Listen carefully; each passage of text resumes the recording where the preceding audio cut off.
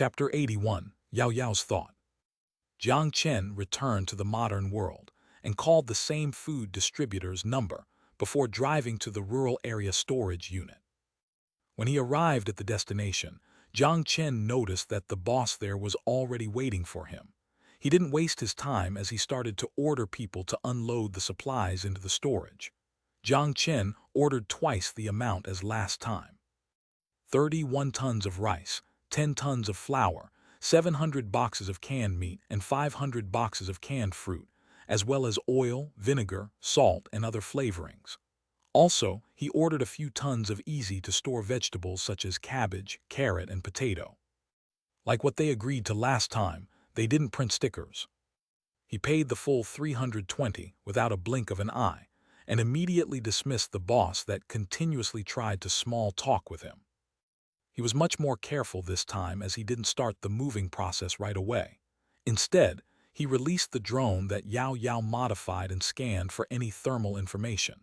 After a careful examination, he realized he was holding his breath from worrying. Being reassured, he let out a breath of relief and walked into the warehouse, closing the door behind him. He felt that he has become too suspicious lately. Because of the limited space in the storage dimension, Jiang Chen had to travel back and forth 10 times before he managed to transport everything. A total cost of 400 crystals for an ordinary survivor would be a huge amount, but for him, it was only pocket change. Because of the trade differential between Zhao Corporation, the only thing he was worried about was how to spend the room full of crystals in his basement. On paper, all crystals were transported back to the fictitious headquarters.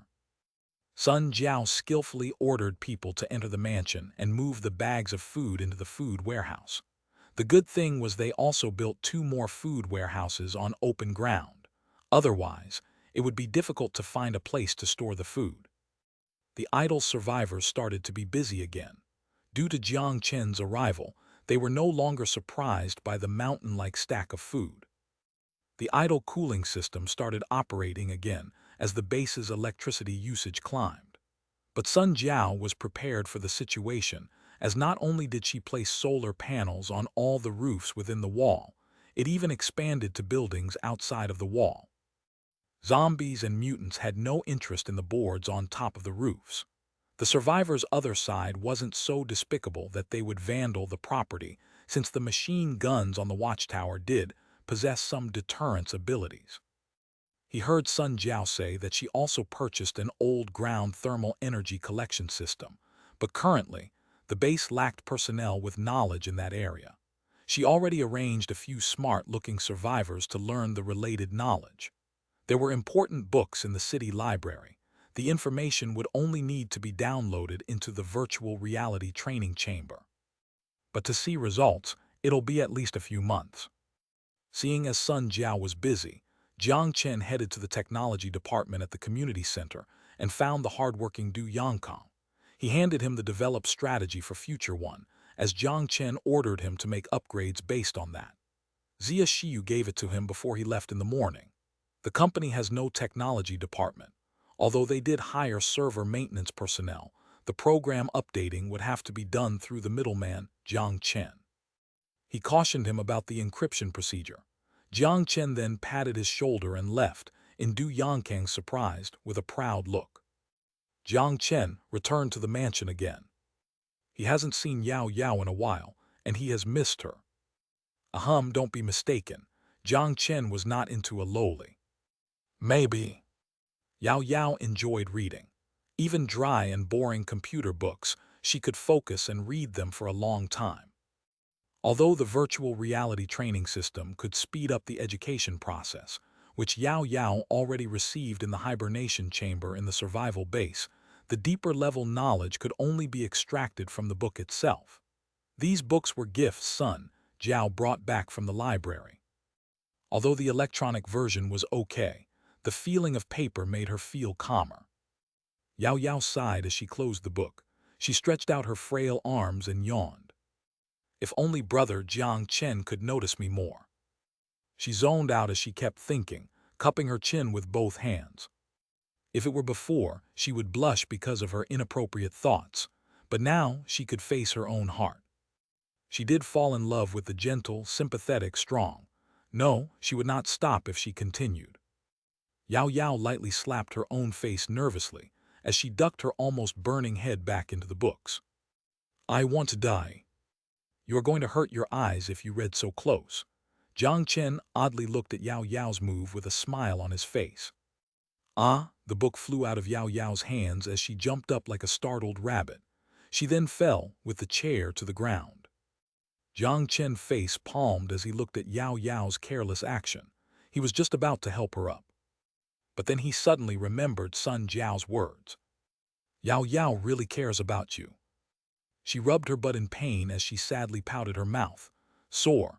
Sorry, I didn't notice brother was here. You need to take care of yourself. What if you get hurt? Jiang Chen helped Yao Yao up and stroked her soft hair as he seemingly blamed her. Yao Yao suddenly buried her head into his chest, and her hands tightly held onto his shirt. Tears began to fill up her adorable eyes. Brother, do you dislike me now? Jiang Chen was confused. How is that possible? Then why have you been avoiding me? Yao Yao buried her head and murmured. Avoiding? Jiang Chen was lost. To be fair, since the last time he saw her for a brief moment, he hasn't visited her in a while. Perplexed, he looked at the slightly quivering girl and felt guilty. A little bit. Jiang Chen really cared for Yao Yao, not only because she was the second friend he met in this world, or because she saved him and Sun Jiao, or she helped him before. The best way to describe it was a unique feeling. Yao Yao's presence seemed to have fulfilled an emptiness in his heart. It allowed him to express a kind of protective desire. But when Sun Jiao told him that Yao Yao likes him, and it was the kind of like between a man and a woman, he backed away. Yes, Jiang Chen knew that he basically had no bottom line. But Yao Yao. Although Yao Yao's actual age was 36, she spent 20 years in the hibernation chamber. Her body practically paused all growth. Because of the side effects from hibernation, her body did not grow even after leaving the chamber for 2 years. To summarize, she can be described by 3 numbers, 36, 16, 14. That flat-looking body, not even perverts could do this. But Yao Yao's mental age reached puberty, so it is understandable she started to feel emotions for the only guy that treated her with gentleness. Understanding is one thing, but being able to do it is another. He was afraid that he couldn't control himself and just end up eating Yao Yao. Subconsciously, he unintentionally began to avoid responding to this emotion. He hoped the feeling was more similar to someone she depended on, but he knew too well that that wasn't the case. He had a special feeling for Yao Yao. Jiang Chen opened his mouth to say something, but a delicate finger stopped him. No, you don't need to explain to Yao Yao. Yao Yao is very understanding. Yao Yao disappointedly buried her head deeper. She murmured as the faint sound came out of her lips. If brother doesn't like Yao Yao, Yao Yao won't force brother to reciprocate. Compared to small apples, big apples definitely taste better. For example, like sister Sun Jiao's size, Yao Yao understand. Her eyes shook slightly, but she bit her lip and determinedly lifted her head. Yao Yao is happy to be living such a joyful life, but it is still important to give treats to cute animals, so I will do everything to help brother out. I'm still updating the game. Yao Yao is also studying really hard on the computer. If Yao Yao can just get some small rewards, Yao Yao will be delighted and will work even harder. It's not too greedy of a request, though if there really is none, it will be okay. But just a little is enough. Just share with me a tiny bit. No need to kiss, just rub my head. Woo! The listless hesitation was suddenly blocked. Her fragile look revealed how shocked she was, but then it turned into excitement and happiness, and finally into gentleness. Yao Yao closed her eyes as she enjoyed the sudden burst of passion from her lips. Jiang Chen kissed her. Because of guilt, self-blame, impulse, or maybe it was the compensation for the pure but ambiguous emotion. He admits that he is a selfish person without boundaries, but he is not a cold person. When he found out that Yao Yao loved him dearly and was willing to do so much for him without return, Sorry. It was his first, without lust and desire. The lavender-like fragrance, layered with her pure emotion, spread from his lips into his head. Like a terrified bunny, the softness gently explored the unknown, but just that one simple move almost took up her entire body's strength. But a warm hand accepted it and caressed her soft head. Jiang Chen felt the burning sensation on his face as Jiang Chen gently held up her face. Separated. A glowing wire carved a hint of impurity within the pure emotions. Jiang Chen looked at Yao Yao as she tried to catch her breath and stared into her mist-covered eyes. He finally resisted the desire in his heart and pulled his head away from Yao Yao. Yao Yao, who just began to realize what had happened, buried her head. Her head was completely blank as her cherry-like mouth smiled, closed, raised. Sorry, although sorry probably doesn't mean much. Jiang Chen hugged the fragile body harder as he said sincerely, I did notice your emotions, but No, it's okay. Yao Yao's tone suddenly went higher because of her excitement but soon quieted down. She murmured, could you just save some for me, as a reward? No. The adorable eyes teared up. Not your reward, as my reward. A smirk appeared on his face as he got closer to her earlobe. Be mine. Tears burst out of her eyes, but it was tears of happiness. MHMM. Don't cry. MHMM, woo. Jiang Chen made up his mind. He didn't have any boundaries left, so might as well go balls deep. He was not a courteous guy, nor did he want to use a boring excuse to lie to himself. He had a good impression of Yao Yao. As in, it was not the type where it was simply a sister and brother kind of emotion. Worst case, I'll just eat later. He made the decision, as he chose to respond to this pure relationship. What's wrong with liking a lowly? No, not lowly, she is 36 on her ID. Jiang Chen tightly hugged Yao Yao as he felt her warmth and listened to her murmur. I feel so lucky. Would Sister Sun Jiao hit me? I'll let her so she won't be mad. Then, I feel so happy. Suddenly, Yao Yao woke up from her murmuring words. Yes, the most important thing is what brother thinks. If he doesn't think I taste good, then, no, I need to sell myself. I can definitely do it. She tightly clenched her fist as she took a couple of deep breaths and built up the confidence. Calm down, Jiang Chen heard the murmuring stop. I taste very good. Although I am not confident, I will be very obedient. The move Sister Sun Jiao doesn't want to try, Yao Yao can try. I am not a picky eater. I will resist the pain even if it hurts.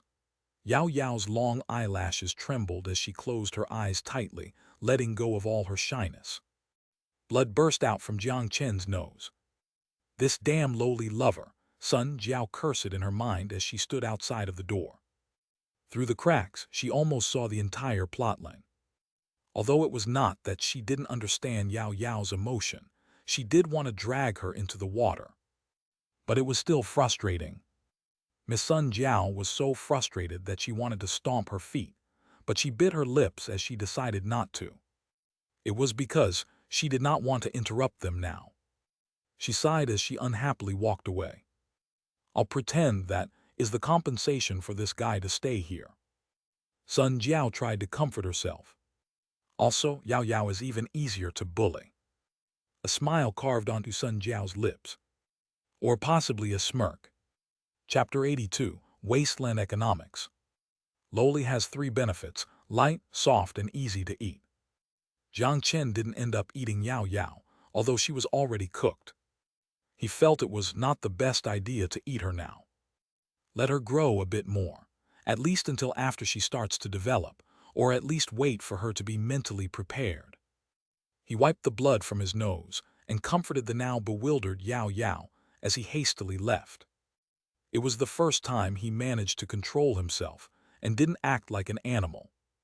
When night fell, Jiang Chen came to the conference room at the community center and initiated a wireless video conference with Zhao Chenwu.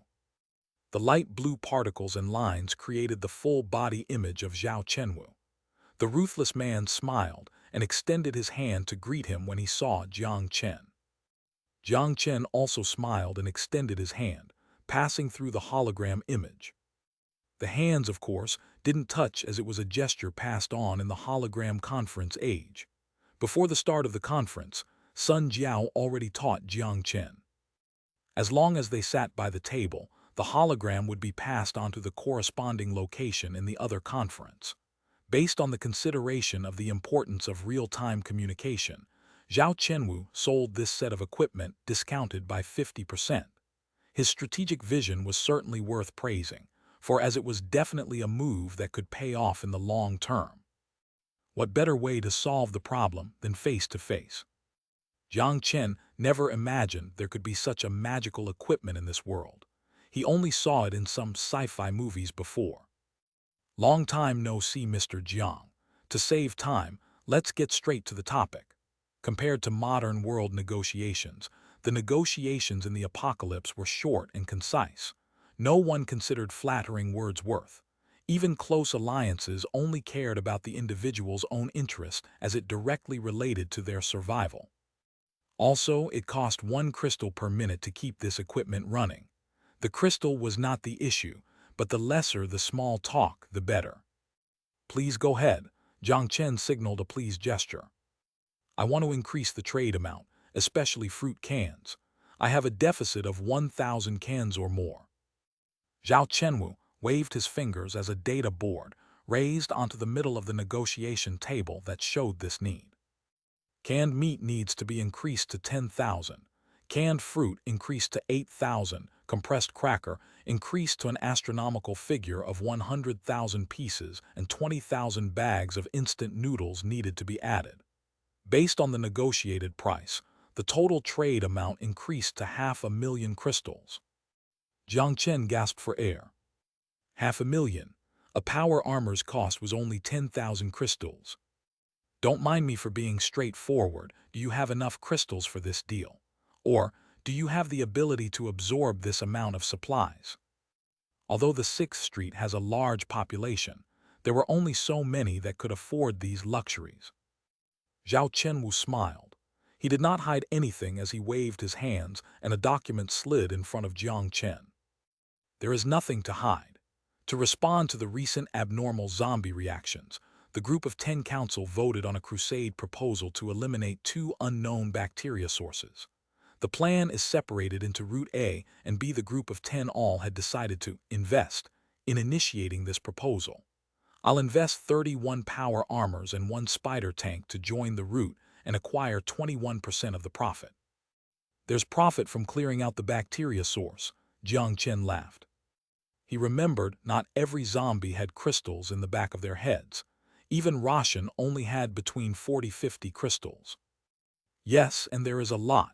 Zhao Chenwu smiled mysteriously and called out a set of data. The estimated profit of Route A is 1.7 million crystals. The cost of ammunition is around 110,000. Compared to the profit, it is almost negligible. 1.7 million crystals. The number made Jiang Chen jump, but the document Zhao Chenwu threw over soon made him understand the situation. Regular mutants were unable to resist against the large-scale attacks of the survivors. The crystals on their bodies would all be collected. Also, because of the bacteria, the zombies are filled with energy. Therefore, almost all of them have formed crystals, which was also why they became more ferocious. However, under the firearms suppression, despite how powerful the zombies were, they were still zombies. The 6th Street could gain massively from this operation. Every zombie would have at least a single crystal. Killing 100,000 would be 100,000 crystals. Especially if it were closer to the bacteria source, then its energy would be higher for crystal formation. Based on the document, a single zombie could contain up to 20 crystals. Including the mutants along the way, even if they encounter a Roshan, that thing is like a paper in front of a tank.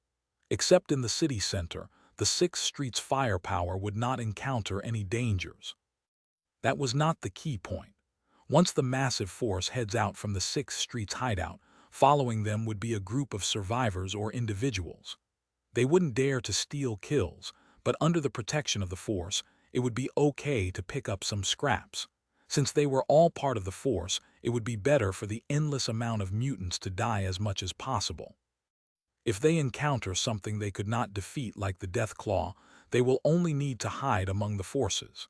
The Death Claw would be too scared to attack so many people. Even if it did, a single cannon would solve the problem. Once the average wealth increased, it would bolster spending. Jiang Chen knew that even if he didn't study economy. Also, the consumables used in this crusade will be converted into crystals, and so they will seek investments from the population of the 6th Street. The expected return was estimated to be 15%, in which 1341 middle-class men would be born. The higher average wealth would increase spending and stimulate the 6th Street to increase production. The increased production would appreciate the value of crystals as an energy source. This would allow the capable survivors to approach us or even settle here. It was an excellent blueprint, although it did sound comical to talk about the economy on the wasteland. Jiang Chen was at a loss for words before he abruptly opened his mouth.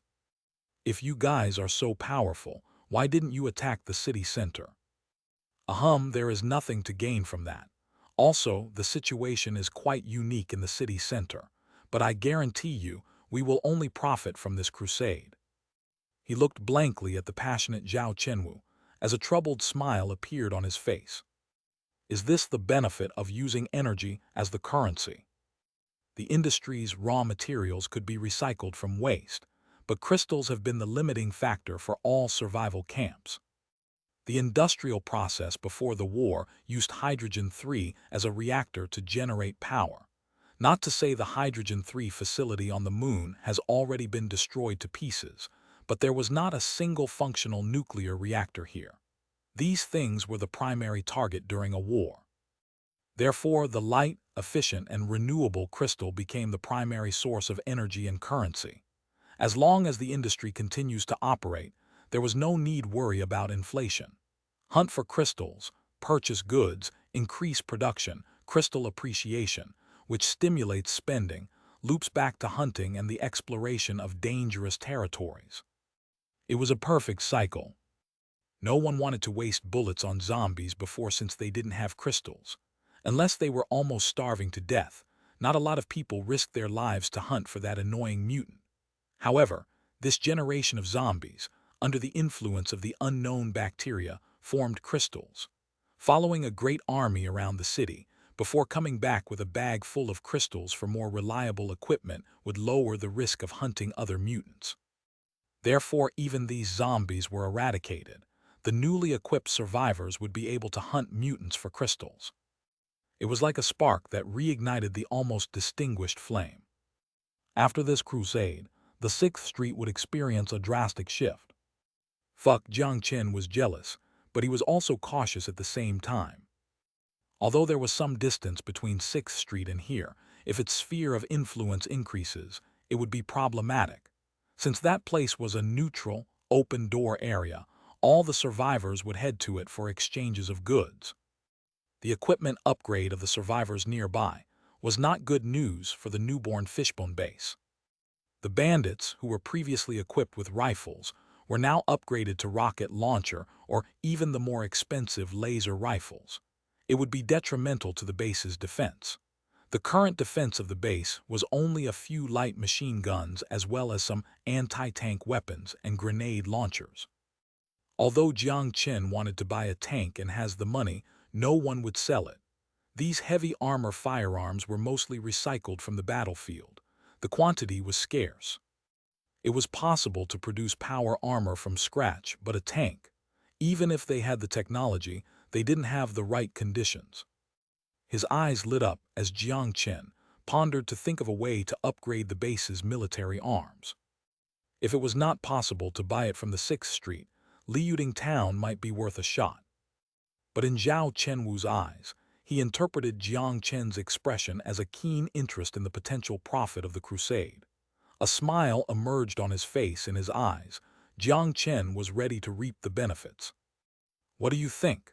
Mr. Jiang, I believe that you already understand. If we use this golden age to expand the food market, I trust that no one will be interested in the SHT like nutrient supply anymore. Chapter 83, Helping Each Other. Jiang Chen was fascinated by the opportunity. But if the crystals do appreciate, then there would be another problem. Crystals will appreciate in value. So you are saying I need to lower the price of the food to expand the market?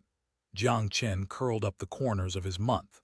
After all this explanation, Zhao Chenwu still had the intention to lower the price of food. That's precisely the case. But please believe me that after we increase sales, the food trade will bring more profit for your company. Before there would be only 1,000 people willing to purchase goods. Now in less than a month, it will turn into 1,000 people. When the basic survival needs are met, people will start to strive for a higher quality of life. Additionally, if we can capture the market, you can also expand your production capability. Zhao Chenwu locked onto Jiang Chen's eyes. Okay, Jiang Chen felt awkward. In theory, if the production base expanded because of economies of scale, the cost would go down. In his case, however, since all the food was transported from the modern world, the cost would be less than 0.1 of a crystal per canned food. Reducing the price to increase sales volume seemed to fit the goal of the headquarters. If the price remained the same, food sales would still increase by a small amount, but the potential profit would be nowhere close to voluntarily lowering the price to attract more sales. Oh, this is not a bad idea. I have permission to adjust the price on behalf of the company. You do have to understand, however, that there is still the cost to transport and produce the food. If the profit margin here is too low, there is no purpose for me to continue to establish a supply station here. He still had the pretend in case this guy constantly asks him to lower the price due to Jiang Chen accepting this initial proposal too easily.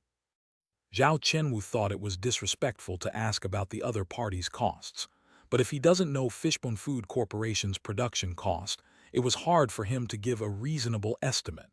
He only guessed that the expanded production would decrease cost, but he didn't know how much it would go down by.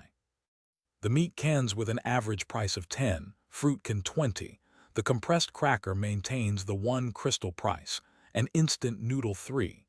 The appreciation of crystals along with the higher purchasing power from the 6th Street, you won't lose a whole lot.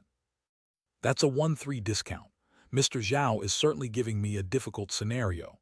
Jiang Chen had an enigmatic smile. Purchasing power of the 6th Street. Then I would be making a loss if I transport the crystals back to the headquarters. On paper, he only has a supply station here, so he must stay consistent with the story.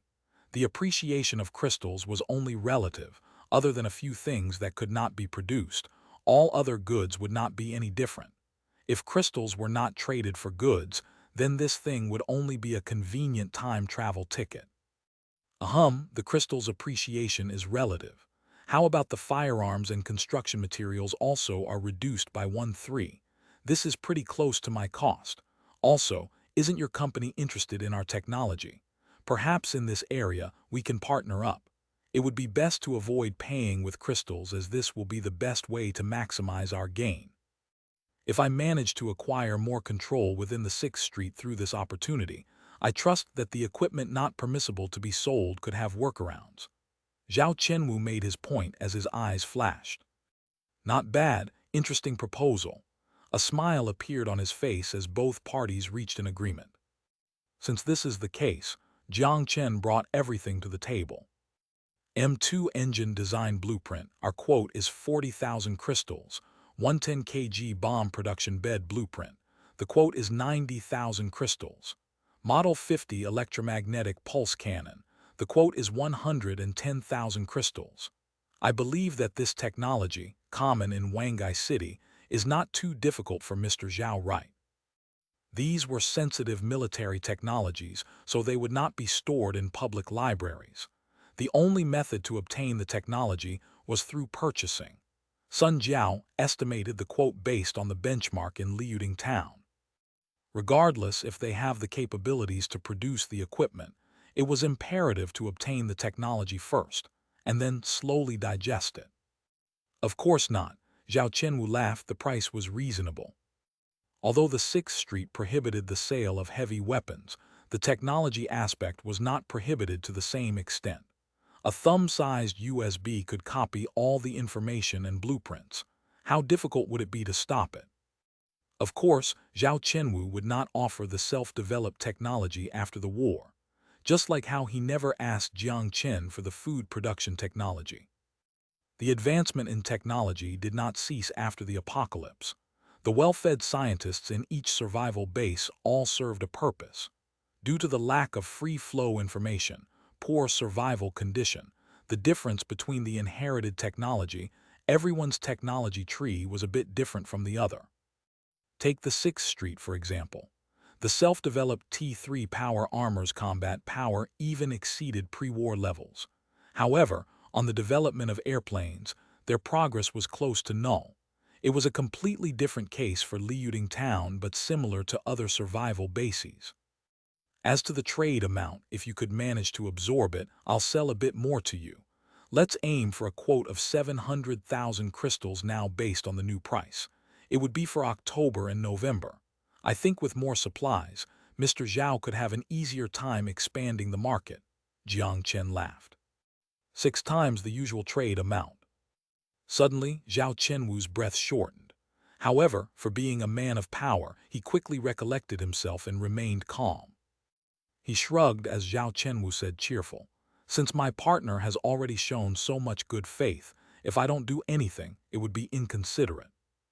It's here I have been waiting for those words. Jiang Chen's mouth curled up. That's what I think too. So to make sure I can move the 700,000 crystals worth of supplies here, I need your help. Zhao Chenwu was surprised.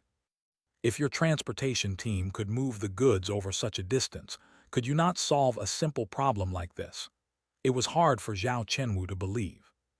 He knew that there was a source near the fishbone base, but because of the distance, it would not pose any threats to the 6th Street. The neutral area was not a philanthropical society, as they had no reason to send out a force to clear out the problem. Transportation and combat are two different things. We have the technology to move the goods there, but moving it in would have to depend on me. Airdrop, flying carriers. It didn't matter how much Zhao Chenwu guessed, as Jiang Chen wouldn't say a word. He opened his palms as he continued to use his acting as he bullshitted. "I think you know how many crystals I put into this supply station since I bought everything from you. If I couldn't even handle a small problem like this, if you were my boss, would you want me to stay here? Or would you switch to another base that would be easier to transport goods, as it would be the more efficient process, wouldn't it? So, for us to continue our partnership, you'll have to help me out." Then Jiang Chen's voice lowered as he perplexingly looked at the Zhao Chenwu, whose expression began to turn stern. "I can't promise that the next representative here will still choose Zhao Corporation as the partner, or perhaps even relocate and conduct business with Liuding Town. We pride ourselves on efficiency. If I fail here, I don't know if the next person in charge would continue my policy. You understand?" Jiang Chen left the words there, as he then leaned against his chair. He didn't finish his words, as he has already made the point. It did make sense. If my subordinate spent so many resources from the trade to invest in the defense infrastructure, there was the imminent danger he must seek help. If Jiang Chen got replaced by the Fishbone headquarters, would the new representative continue the failed policy? Difficult to say. Zhao Chenwu began to feel unsettled, as he already got the taste of the food trade. How would he simply give this up, especially when there was a 700,000 crystal deal sitting in front of him? He hoped that he could use this supply to control the food market at the 6th Street to leverage for more influence in the Group of 10 Council. However, what he didn't know was, all the hypothetical situation assumed that the headquarters existed. Jiang Chen didn't finish his words, but left enough for Zhao Chenwu's imagination. If he only lied and told half of the context, smart people would complete the lie for you. If he said too much, he would be more prone to getting called out. "What kind of help do you need? I will handle this," Zhao Chenwu said in a stern voice. His interest was already tied to Jiang Chen. If he lost Jiang Chen as a supplier, all his plans would be interrupted. He must help him, even if he may make a loss here. He was waiting for this sentence. An untraceable faint smile appeared on Jiang Chen's face. 10T3 power armor. I'll purchase at 110% cost. Jiang Chen didn't scam him as he gave a rather attractive offer. Not possible. Zhao Chenwu stood up as he lost control of his voice. It was not the problem with the price. Even with his position of power as a member of the group of 10 council, there were still 9 other people keeping a close eye on him. There were a countless amount of small capitalists that have a keen eye on his position, which forces him to be careful. Even if it was produced from his own factory, every controlled equipment must be documented and registered. They were prohibited from selling, and by keeping an eye on each other, it was hard to conduct fraud. If he crossed the line, there would be severe implications, as it practically gave his competitors a reason to attack him. Nothing is impossible, think about it. The risk you take compared to the potential gain, it would be nothing. If I failed, I would just retire. For you, you'll lose a supplier that you trust. Jiang Chen locked onto Zhao Chenwu's eyes. Zhao Chenwu also fixed his eyes on him. Finally, this ruthless businessman compromised. 10 T3 power armor with a price of 13,000 crystals. I'll send 10 slaves with microchips injected along with the power armors. Then I'll report fatalities. You can take the 10 people as long as they don't show up at the 6th Street ever again. Zhao Chenwu wryly rubbed his head as he leaned his arm on the table and waved his hand in defeat. Excellent, my friend. Be assured that you'll have much to gain from helping me so much. A prevailed smile carved onto Jiang Chen's face, but it was gone within a second. He gave his sincere gratitude to Zhao Chenwu. Tell me other things you need. I know the 10 power armors is not enough, but this is the only time. Since he already broke the rules, it didn't matter how far he went. As long as no one found out. An armored vehicle. No problem, one will explode during the mission. 20,000 crystals. You have to give the equipment first. I have to solve the problem first before I can transport the food here, and then pay based on the new price. No problem, I have the patience to wait. Also, I would need some high-energy vacuum bombs, the portable ones. Seeing Zhao Chenwu's decisive attitude, Jiang Chen was feeling a little ashamed as he grinned sardonically. Okay, along with the one-time use platform, 100 crystals per bomb. I'll just say that I scrapped them. What do you need that for? The zombies can't be suffocated, they also don't have a lot of fat that can be burned. It is just for a possible scenario, you don't have to worry about it, and it's a pleasure to work with you. Jiang Chen had no more requests as he smiled. It's a pleasure to work with you. You better not make my investment go in vain. Jiang Chen fearlessly stared into Zhao Chenwu's hawk-like vision as he cheerfully laughed. Be assured, my friend, don't you think we are helping each other out? I gave grounds for the price. The least you can do is do me a favor like this. Helping each other out. Maybe using each other was a more appropriate term. Chapter 84, Zombie Waves. The goods arrived the next day. Almost everyone at the 6th Street was busy with the crusade, so the smuggling went unnoticed. There were only 4 people that delivered the goods, and they were all close subordinates of Zhao Chenwu. His assistant Su Lei personally led the team. The guarding soldier transferred the control rights to Jiang Chen and sharply saluted him before they hastily left. Jiang Chen smiled as he watched the camouflaged armor vehicle and the pitch-black metal giants with a fearsome face. He patted the closest guy's shoulder before ordering the new slaves to transport the goods. If one could compare light armor to kinetic skeletons, then power armor resembled the knight's heavy armor in the Middle Ages. They were divided into ground type and air drop type, with the main difference being the armor's weight, and if it was equipped with a shock-absorbing turbine engine. The mass of the air drop type was usually less than half a ton, while the ground type weighted 1 ton or more. These 10 sets of T3 power armors were the air drop type. They were equipped with a trident-shaped revolving machine gun and ammo packages. Lu Huasheng was smart enough to design an elevator at the exit. Or else, if they only used rope, it would be tricky to bring up the 2 meters high, 300-kilogram power armor.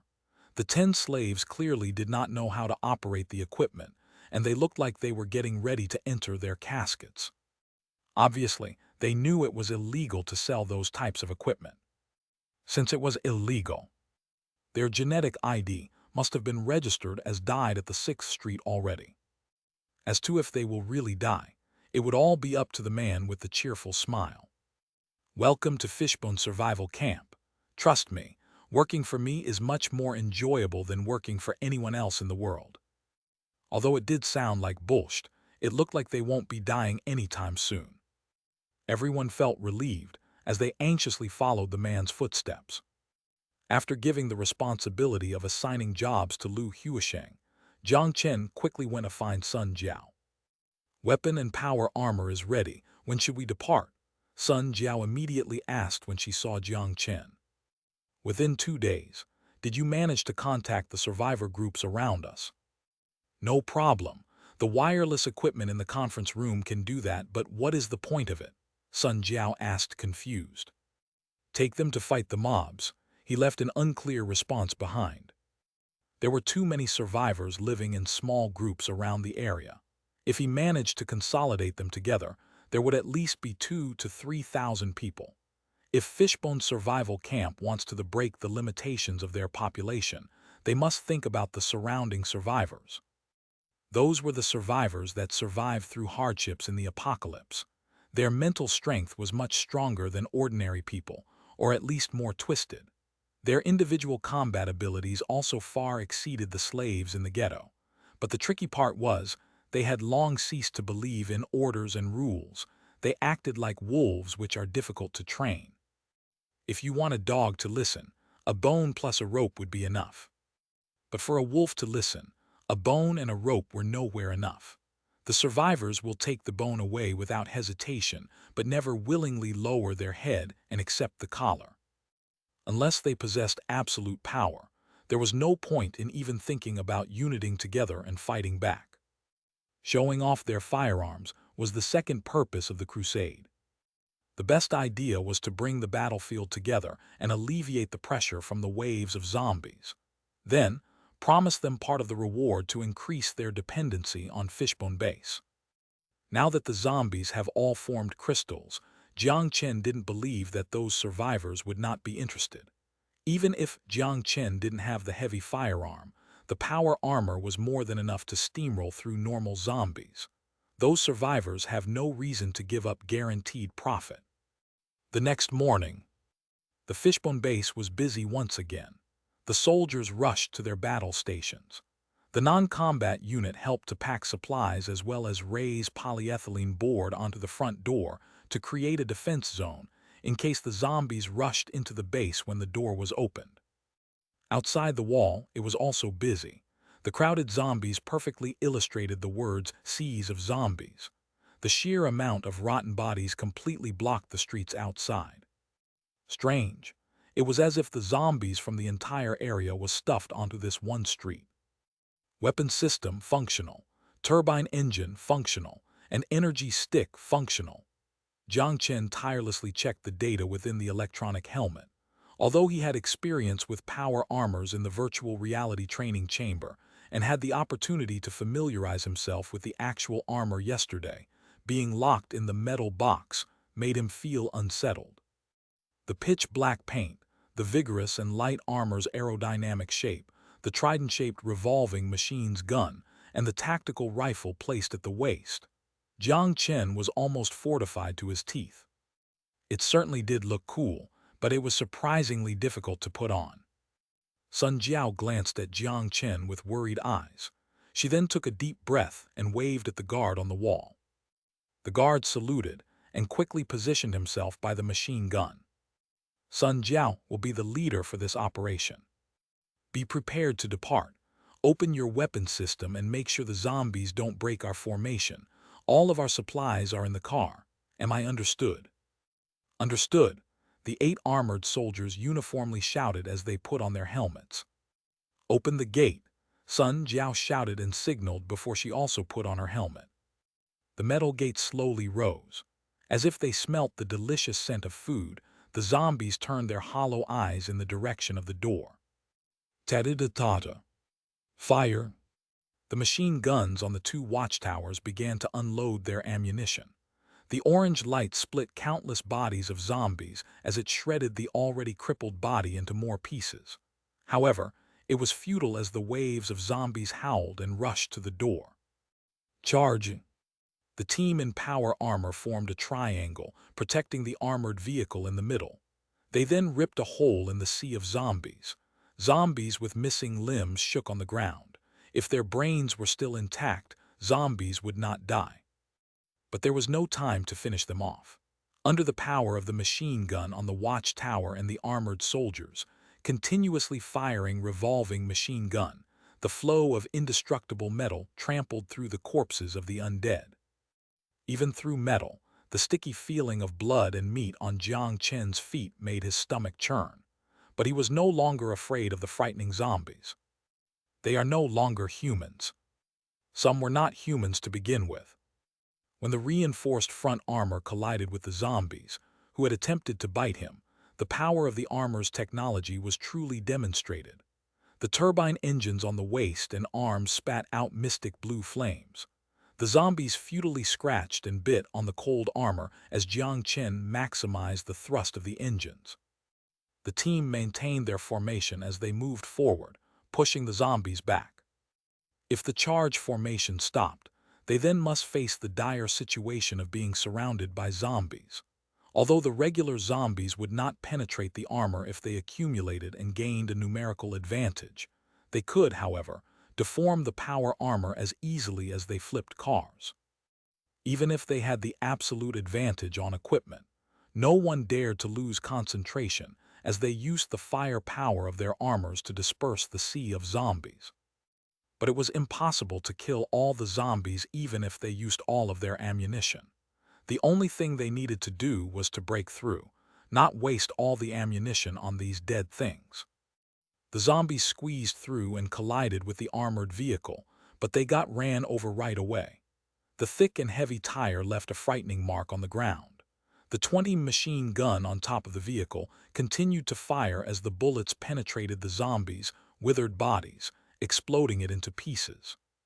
Finally, the entire force forcefully created an opening through the sea of zombies as they trampled through the twitching bodies and out of the zombie-infested street. "How do you feel?" A caring voice passed through the private channel. "I am okay." Jiang Chen took several deep breaths as he tried to calm his pounding heart. He closed the revolving machine gun on his right hand and pulled out the tactical rifle on his waist. Everyone else followed. They no longer needed to maintain a high concentration of firepower after they broke through. The zombies still rushed towards them, but they were much more sparse. It seemed to have matched his guess that the zombies all consciously gathered near the base. Once they passed another street, they could barely see any zombies. "This is odd. Be careful, stay alert. Open the electric life detection device." "Roger." No mutant signal within the 500-meter radius. The series of reporting made the public channel sound chaotic. Usually speaking, the drastic decrease in zombie concentration could only mean one thing: the existence of a powerful mutant was nearby. Although zombies hunted for any living creature, most of their prey were creatures with a similar life energy to humans. If they encountered an 100 crystal monster or the nest of a mutant, zombies would subconsciously move away from that direction. But the situation was abnormal. Not only mutants, but there wasn't even a single cockroach on the street. The broken board, the abandoned cars. They were the only living creatures on the street. He shook his left arm to get rid of the sticky feeling of blood as he watched the empty street. The ominous feeling was more and more apparent. Chapter 85. This is the apocalypse. There was no powerful mutant nearby, but the reality seemed to say otherwise. It felt like a hand had drawn the spread-out zombies together to surround them. "The zombie concentration ahead is 0. I feel like something is off." Seeing the life detection map at the right corner of his pupil, Jiang Chen can't help but raised his eyebrows. Disregarding the possibility of mutant, zombies were not exactly dead as they still maintained some features of a live creature. For example, their understanding of survival space. The zombies' distribution was highly concentrated in the city center, and spreads out in all directions from that point on. The asexually produced zombies moved outwards from the crowded city center to the rural area. In most cases, the relatively less concentrated areas would rarely produce a sea of zombies. But the zombies seemed to have gathered together as they surrounded the entire base. The result was that, after they managed to break through, the streets were empty. Sun Jiao frowned as she was also uncertain. That's right, something is off. However, it was futile to overthink right now as the armored vehicle broke through the sea of zombies and began to accelerate. The armored soldiers also activated the wheels on their feet and started the turbine engine behind their back. As they changed from a running stance to a gliding stance, they immediately began moving alongside the armored vehicle. Balance system functional. Fuck, I forgot to check this thing. Jiang Chen cursed as sweat rolled down. It was functional or else it would have been problematic. Be careful of your surroundings, free fire. Sun, Jiao voice transmitted through the public channel. Affirmative. The arrow-like formation pushed forward, into the middle of the highway. The vehicles in the way were either pushed away or rolled over. Their surrounding was filled with deafening silence. Other than the missile's homing noise, there were no other noises. Everyone was alert, holding the tactical and shooting position. Weird, there is not even a single mutant. A soldier complained in the public channel. Did they hide or something? Don't be distracted, hold your position. Yes, the two soldiers immediately shut their mouth. Could it be because of the unknown bacteria in the air? Jiang Chen had a feeling something was not right. A bacteria that could make a bloodthirsty mutant afraid would not be as simple as it sounded. After 3 kilometers, the team stopped in front of an apartment building surrounded by barbed wire. It was an ancient building, like most buildings on the wasteland. The paint on the surface was already erased from the aftershock of the nuclear explosion, with only the gray concrete walls left. The wall had some old paint-sprayed words. Through the pitch black, a machine gun slanted against the window could barely be made out, and cloth replaced the glass on the windows. On the roof of the building, vegetation covered in plastics to make what looked like soilless culture. This was where most of the survivor groups received their food. But in the radiation-filled apocalypse, you wouldn't expect a seed to produce a single fruit. These fruits, with uncertain toxicology, still had a market on the 6th Street. A lot of factories would purchase these in bulk quantities at a low price, and then sell the non-toxic ones in the luxury market. The toxic ones would be placed in extraction machines for vitamin, vegetable proteins, and other substances to produce high-quality grade A or B nutrient supply. Compared to the nutrient supply created through the blood and fat of mutant and zombies, it was more tasty and nutritious. The situation here was similar to Fishbone Base as the zombies surrounded the building, but quantity-wise, it was significantly less than the zombies around the base. It was a frightening prospect, but not because of some zombies. Did zombies possess intelligence, or was a higher intelligence controlling them? Despite this, there was not much suspense in the battle as some zombies did not reach the critical state. Although the zombies did possess crystals, the organic nature of their body meant that they were still regular zombies. Despite how hard they tried, they did not have the defense of the power armor. A few gunshots finished the annoying zombies as they approached the apartment building. There was a wooden board with some crooked words. Private property, do not enter. PSH 1. Code 1 Survivor Group. The life detection device indicates a total of 30-40 people. Sun Jiao reported to Jiang Chen through the private channel. What does Code 1 mean? That's an ugly name, Jiang Chen mocked. I gave them the name. Survivor groups usually don't give their home a name as the desire to expand and need for land are minimal. The goal was to survive. Sun Jiao walked up to ring the bell and backed up. Momentarily, the door opened as a cautious-looking middle-aged man carefully stepped out. Who are you guys? His face had suspense and fright written all over it. The rifle in his hands trembled as he knew his rifle could not even break their armor.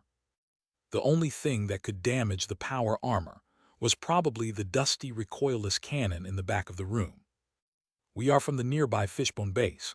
Jiang Chen took off his mask and said emotionlessly. "What are you guys doing here?" the middle-aged man cautiously asked. He, of course, saw the group of people eradicate the zombies. The heavy firepower deterred any thought of resistance. "I trust that you already realize the unusual zombie activity. Under the influence of the unknown bacteria, these zombies would exhibit high attack behaviors. The reliable report indicated that the unknown bacteria level is increasing in the air, so we have decided to eliminate the bacteria source." Jiang Chen tried to make his tone sound friendly. But the next sentence made Jiang Chen furious. "What does that have to do with us?" Still the cautious and apathetic voice. "You are asking what does that have to do with you?" Jiang Chen was shocked. He did not look angry as he laughed instead. "Do you know that the source is closer to you?" The middle-aged man was speechless, but he felt that Jiang Chen was not as vicious as other bandits. He then prompted up the courage and argued back. "But then it has more influence on you guys, or else you guys wouldn't be out here. We don't need your help, so don't bother us." The middle-aged man already has a plan. Since they were willing to take care of the trouble, then they can go. Although the odd bacteria certainly gave him a headache, what can he do? He'll just hide there. If other people can't take it anymore, then they'll send their forces out. Although those zombies had crystals behind the back of their head, they couldn't advance forward and stop to collect the crystals at the same time.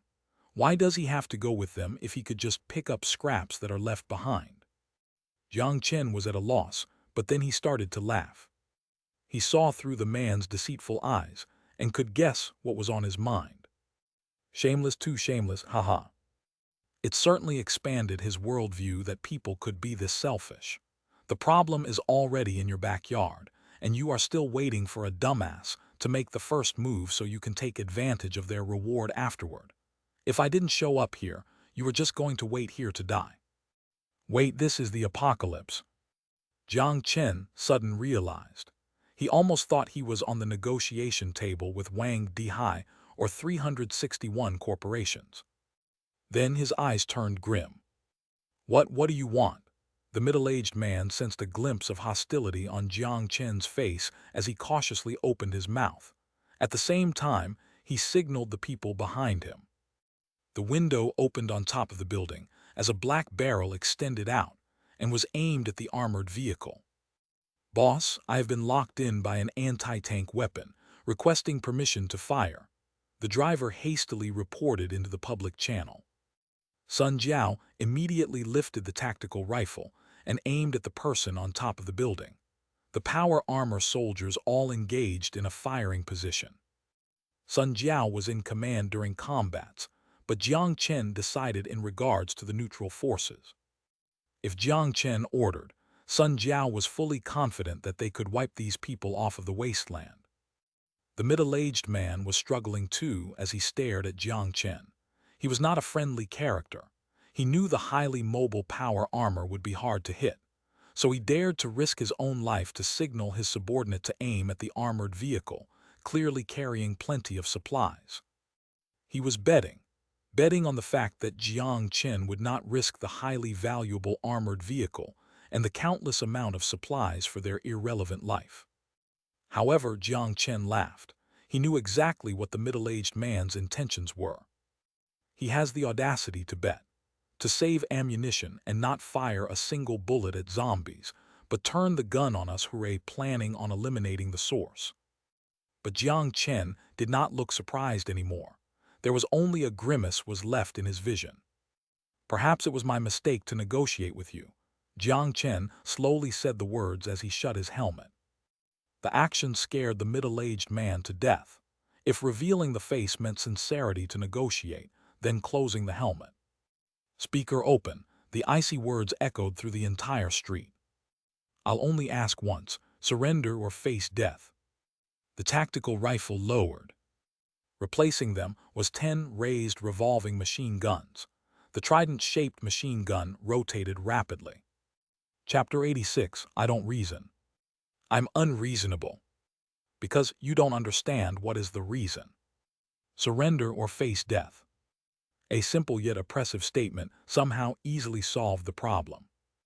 Before Jiang Chen could count to 3, the middle-aged broke down and threw the rifle in his hands to the ground.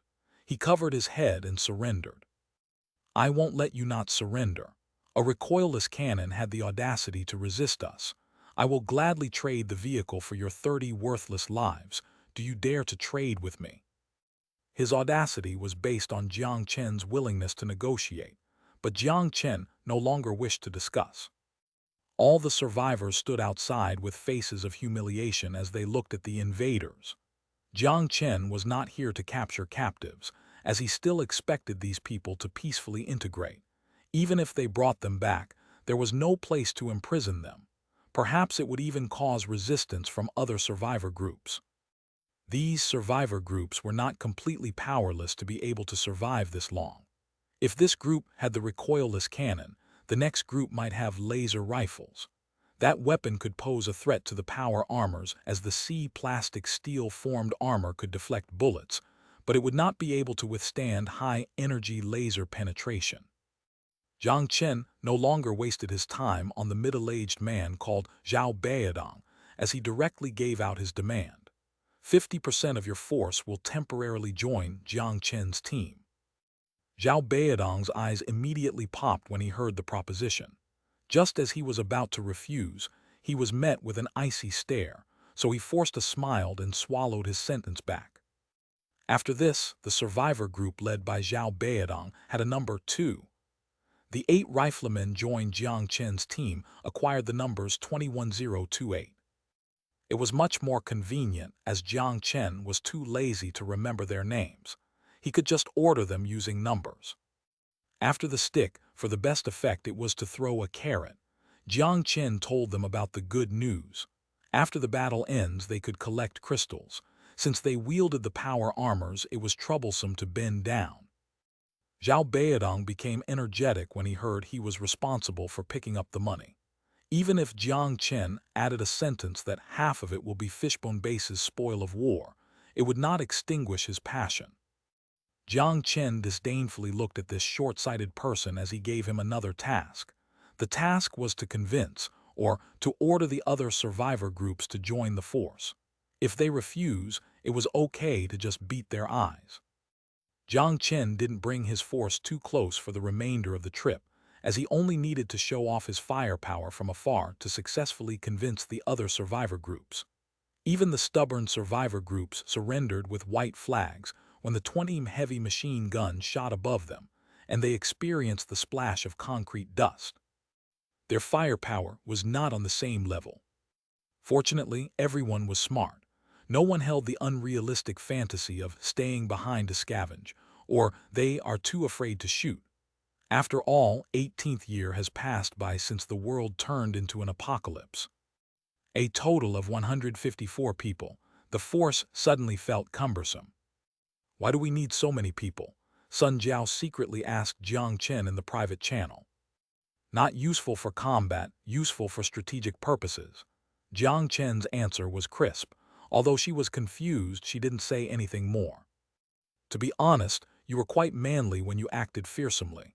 My heart was beating really fast," Sun Jiao teased Jiang Chen in the private channel. Although it was said in a joking voice, she didn't lie. When she heard Jiang Chen's coarse and grim machine gun armed in the public channel, her scalp felt a tingling sensation. She reminisced the first time they met and how much the man she loves grew. She was proud. That feeling was similar to how Jiang Chen felt when she became more civilized. Jiang Chen ignored her naughtiness. He knew she was teasing him, as he will take care of her once they return. If the survivors could control the inherent human flaws and stand from the perspective of the entire species, disregarding the bacteria source, the world would return to human control after a few days.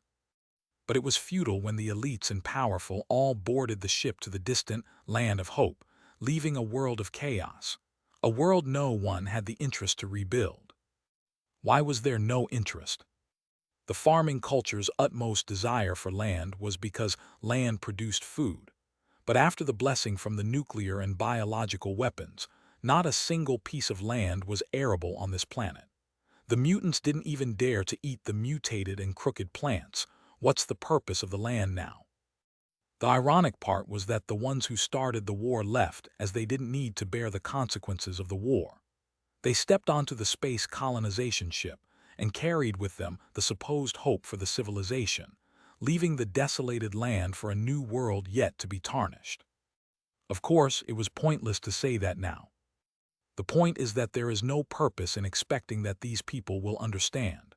The people with foresight either got in the ship, suicided, or already became a leader of a piece of land. The refugee-like survivors that hid the darkness, although free, only had freedom left. Jiang Chen, who thought through everything, no longer reasoned with the remaining survivors. He used his suppressive stance to force them to oblige. If he didn't give them the option to negotiate, it was much simpler. In the end, this is for me. Like this, every survivor convinced themselves. There will also be crystals. Like that, every survivor encouraged themselves. When they were on the battlefield, there was nowhere to go. Run. Who could outrun the zombies without the genetic vaccine? Separating from the force was a death penalty, and internal conflict now meant death. Everyone, forced to work together, did not encounter many obstacles. Although the zombies howled and dashed at the group, with the help of the buildings as a natural barrier and the armored tank as the main force, the group pushed the sea of zombies back and moved forward. Between life and death, every survivor was energized with the passion of fighting. No one saved bullets, and no one tried to hide behind their teammates. The latter part of the combat was hard fought. After leaving behind 17 bodies, the thousands of zombies surrounding the force were all eradicated in the street. The last obstacle to the targeted area was quickly cleared. The zombies in the area were easily eradicated, as most of the zombies were surrounding Fishbone's base. There were some zombies around the bacteria source, but it was nowhere as crowded. He shook the blood and sticky content off of his armor and ordered the survivors to rest here and collect the crystals. Hearing the leader's order, the survivors erupted in cheerful joy. They dashed to the already dead or crippled zombies as they pulled out their dagger and started to collect. It was the time to harvest. There was an estimate of at least 300,000 crystals. For the survivors that lived off of a few crystals and ran pettily to the 6th Street or other survival bases to exchange for necessities, it was an unimaginable amount of wealth. Even if they had to turn in half of it, why did that matter? Since they were the primary force in the battle, it was already a generous offer. As to the people who died, in the apocalypse, death was an ordinary thing. The previously sad-looking survivors suddenly became grateful towards Jiang Chen. Some people were weird creatures. If you were nice to them, they would take everything for granted. Even if they were the slightest bit discontent, they would be upset.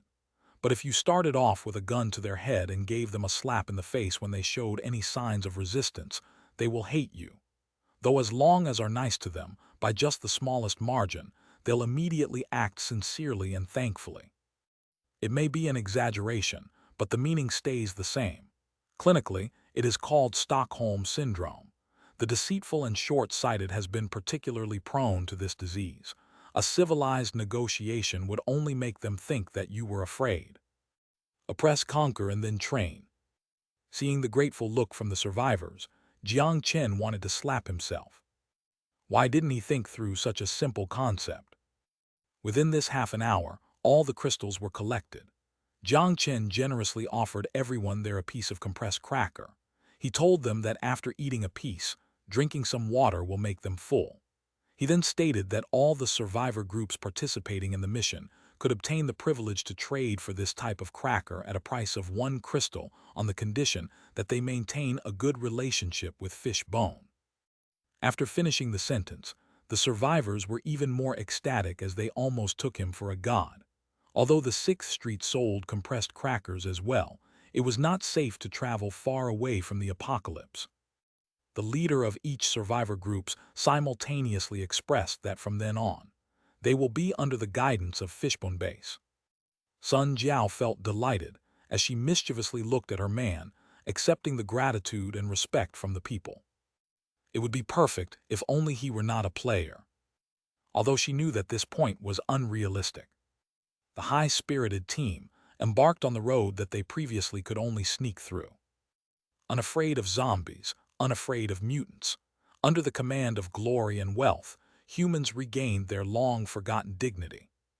Although they had encountered Russians multiple times, Sun Jiao had obviously prepared for that. She grabbed a 72 anti-vehicle cannon from the back of the powered vehicle. The 2-meter-long pitch-black barrel had a frightening vibe. She activated the anchor device as the steel rod penetrated into the concrete road. Sun Jiao fired the cannon. Before the shell hit the ground, the brain was already shattered into pieces of black and white. She already simulated this move countless times in the virtual reality system, as the cannon hit right on target. In the rural area, the most dangerous mutant would be the Russian. However, under their oppressive technology, even the Russian was only a pile of meat. It is rumored that City Center has even more powerful and dangerous zombies, but even Sun Jiao has never seen them before since ordinary people would not visit the city center for fun. The team maintained their speed with the goal of reaching the border of the bacteria source by noon. But when they were almost there, Jiang Chen had to stop the team. The unknown bacteria concentration level already increased to 37. The thick cloud in front is unsettling. The yellowish-green particles look like bacteria stuck together. No one will survive in that condition except for the soldiers in power armor. With a stern look, Sun Jiao reported to Jiang Chen.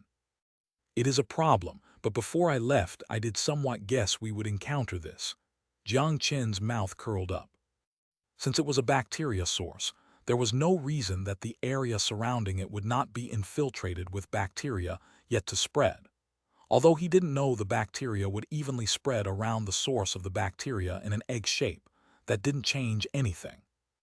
It was a wise decision to purchase the high-energy vacuum bomb.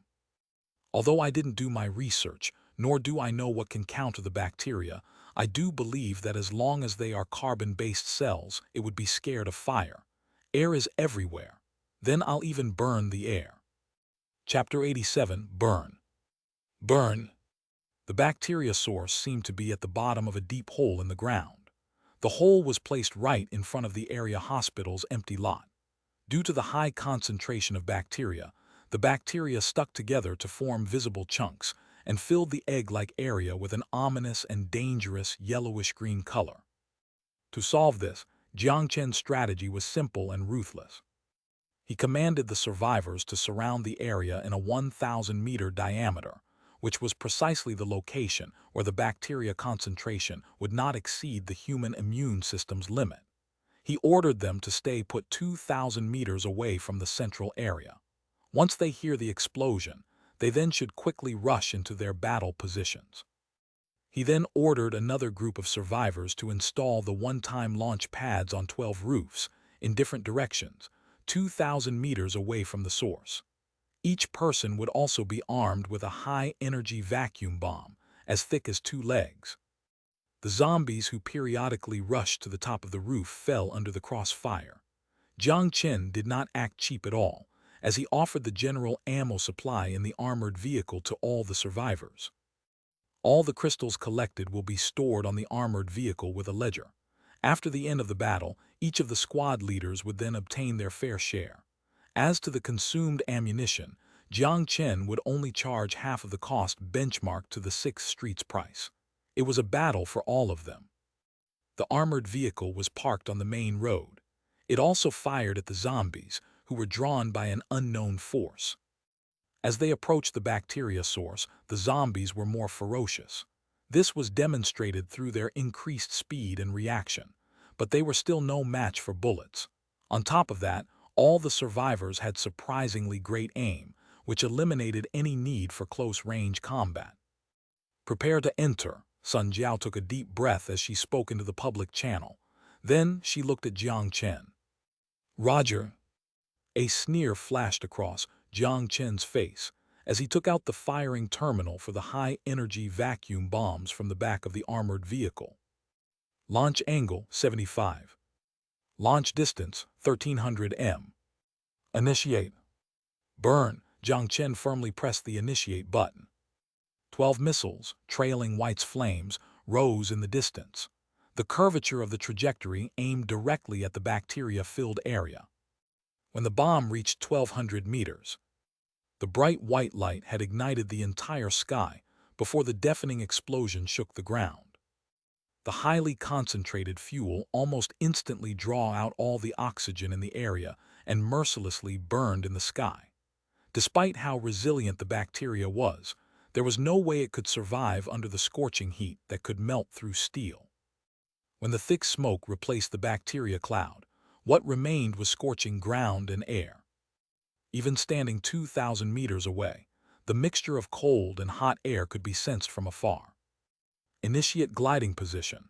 Go quick!" Sun Jiao shouted in the public channel as she was the first to valiantly dash in with her machine engaged. Flashes of pitch-black power armor passed through the thick smoke and accelerated at full speed to the targeted area. The bacteria had been fully destroyed. Even the unknown bacteria in the vicinity were pushed away by the shockwave. They must clean out the area before the bacteria regenerated and covered the area again. 2,000-meter distance took only a matter of seconds for the fully mobilized T3. But at this moment, something unexpected occurred. An unstable static noise suddenly occupied the communication channel. "What's going on?" "EMP." The public channel went offline due to the automatic activation of the EMP absorber. It blocked and separated all communication signals. Under the unsuspected EMP disturbance, all the electronic devices were temporarily disabled. The most crucial armor balance system was affected as the team in high velocity began to fall to the ground. "Break, close the power system." The communication channel was blocked, so Sun Jiao shouted out of her speaker. "Fuck, my power system is offline." Jiang Chen could only watch as he dashed into the thick smoke and then immediately over the daunting hole, smashing into the area hospital. Concrete debris and glass shards broke all over the ground. The high impact forced the physical protection system to activate, which shut down all turbine engines. Jiang Chen, still dizzy from the impact, felt his ribs were almost dislocated as he tried to stand up. Although power armor was usually equipped with EMP resistance function, the temporary disturbance was inevitable, with the exception that the EMP absorber was opened voluntarily, not triggered open. But who the fuck thought there would be an EMP here? Suddenly, Jiang Chen was on alert, reflexively lifting his left hand to guard himself. Bang! There was high impact followed by a deafening screech. The sharp blade even penetrated through the reinforced plastic steel armor. The scythe-like teeth fiercely opened. The eyes resembled death and blood, the most fearful close-range creature on the wasteland Deathclaw. It scared Jiang Chen enough to respond instantly by kicking at the Deathclaw's chest. But the firm chest of the Deathclaw easily absorbed the 1-ton force from the kick as it countered by furiously swiping its talon, like a butchering knife, at the neck of its prey. Without time to hesitate, the nitrogen armor on his left arm was immediately activated. The hammer-like vortex airflow pushed away from the critical hit of the Deathclaw. The Deathclaw's talon smashed onto the ground, 2 feet from his head, and rocks flew from the impact. He caught the opportunity as he restarted the turbine engine and pushed it to maximum output. He desperately tried to gain lateral distance from the side. If the first hit missed, then there would be a second hit. Deathclaw immediately flew at Jiang Chen, but Jiang Chen was not to be underestimated. Before the revolving machine gun could be activated, his right hand pulled out the tactical rifle. Tadada! The bullets that could destroy concrete did nothing to the Deathclaw. But the suppressive shooting managed to hold the Deathclaw down.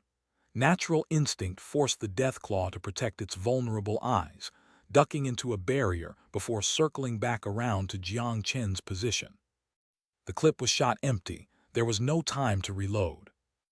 Jiang Chen, finally regaining his balance, immediately dropped the tactical rifle in his hand and pulled out a dagger.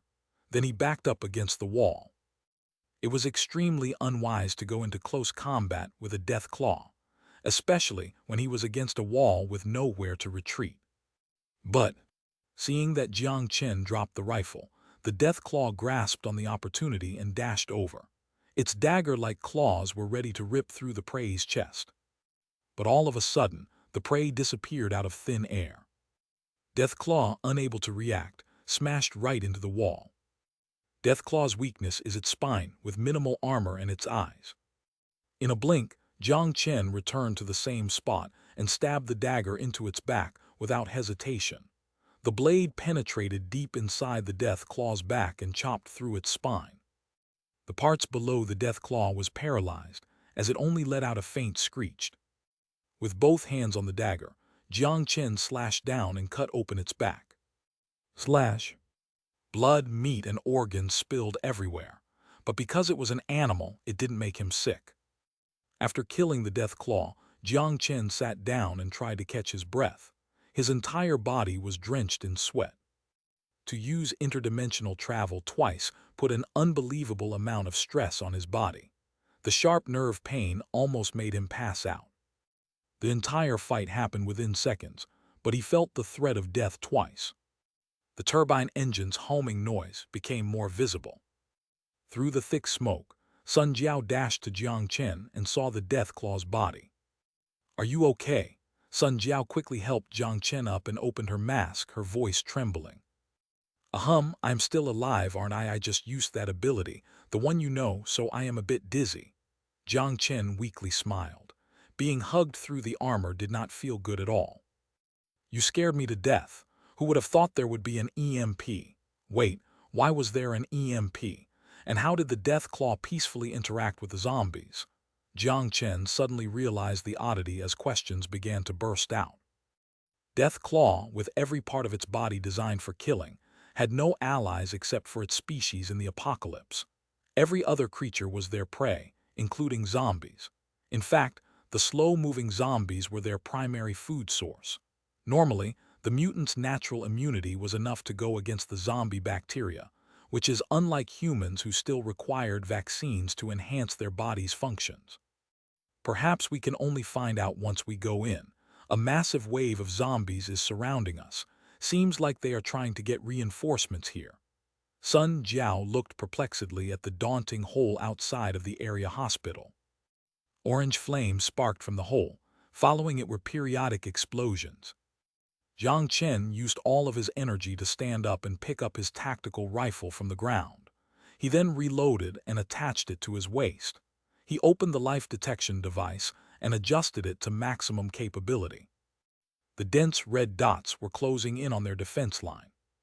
"You take the other 8 power-armored soldiers to defend here. I'll go in."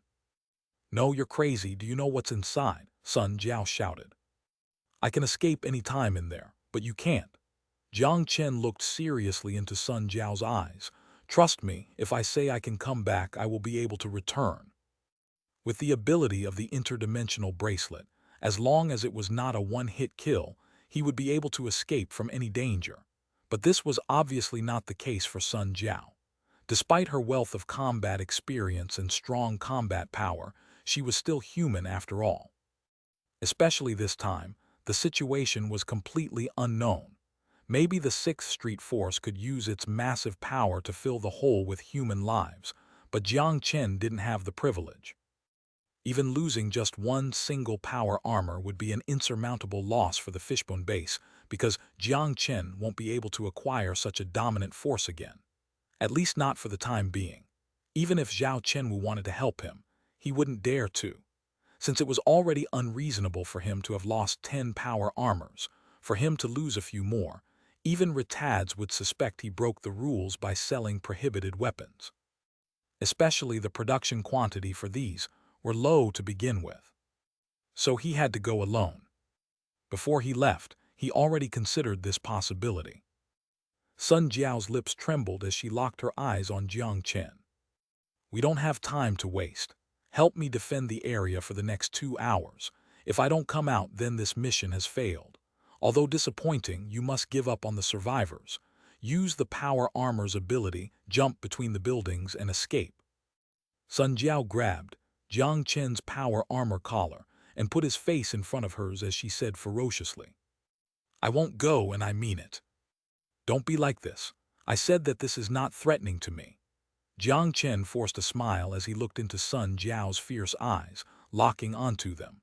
Even if the power armor was almost destroyed, he could escape to the other world and then put the power armor into the storage dimension to avoid any suspicion. Then would you be able to come out? Would you be able to return to this world? You. The gorgeous face became twisted due to her sadness. Her distraught shocked Jiang Chen. True. Even if I escape, the next time he came back it would be in the same spot. The modern world would not have any place to fix the power armor. Without the power armor, once the bacteria reoccupy this space, it would mean death if he came back. But he was already here, would he just go back now? He was not willing. If the bacteria concentration continued to get worse, the fishbone base would be uninhabitable.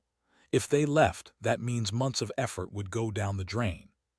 Fuck, I'll risk it. He had no time to hesitate. He made up his mind, took a deep breath, and looked straight into Sun Jiao's shaking eyes. I promise I will be back. Give me 2 hours. But, be good. Jiang Chen smiled as he patted her helmet to comfort her. I will not give this place up. He promised in silence. Then he let go of the still stunned Sun Jiao. Defend the entrance for me. Once the 2-hour limit is up, evade into the building to hide. Right now it is still daytime. Once the bacteria source is destroyed, the zombies should stop. Trust me, I can do it. He turned around. Slowly inhaling, Jiang Chen looked at the dark pit and jumped down. Chapter 88, Pack Remains. True height 240 m. Initiating shock absorber. The turbine engine began to fire downwards as Jiang Chen stared at the speed monitor. Only when the downward velocity decreased and stabilized to 10 ms did he stop increasing the power output. The pitch-black hole extended vertically down into the ground. The blue engine flame, lighting up the surrounding, revealed a metallic wall.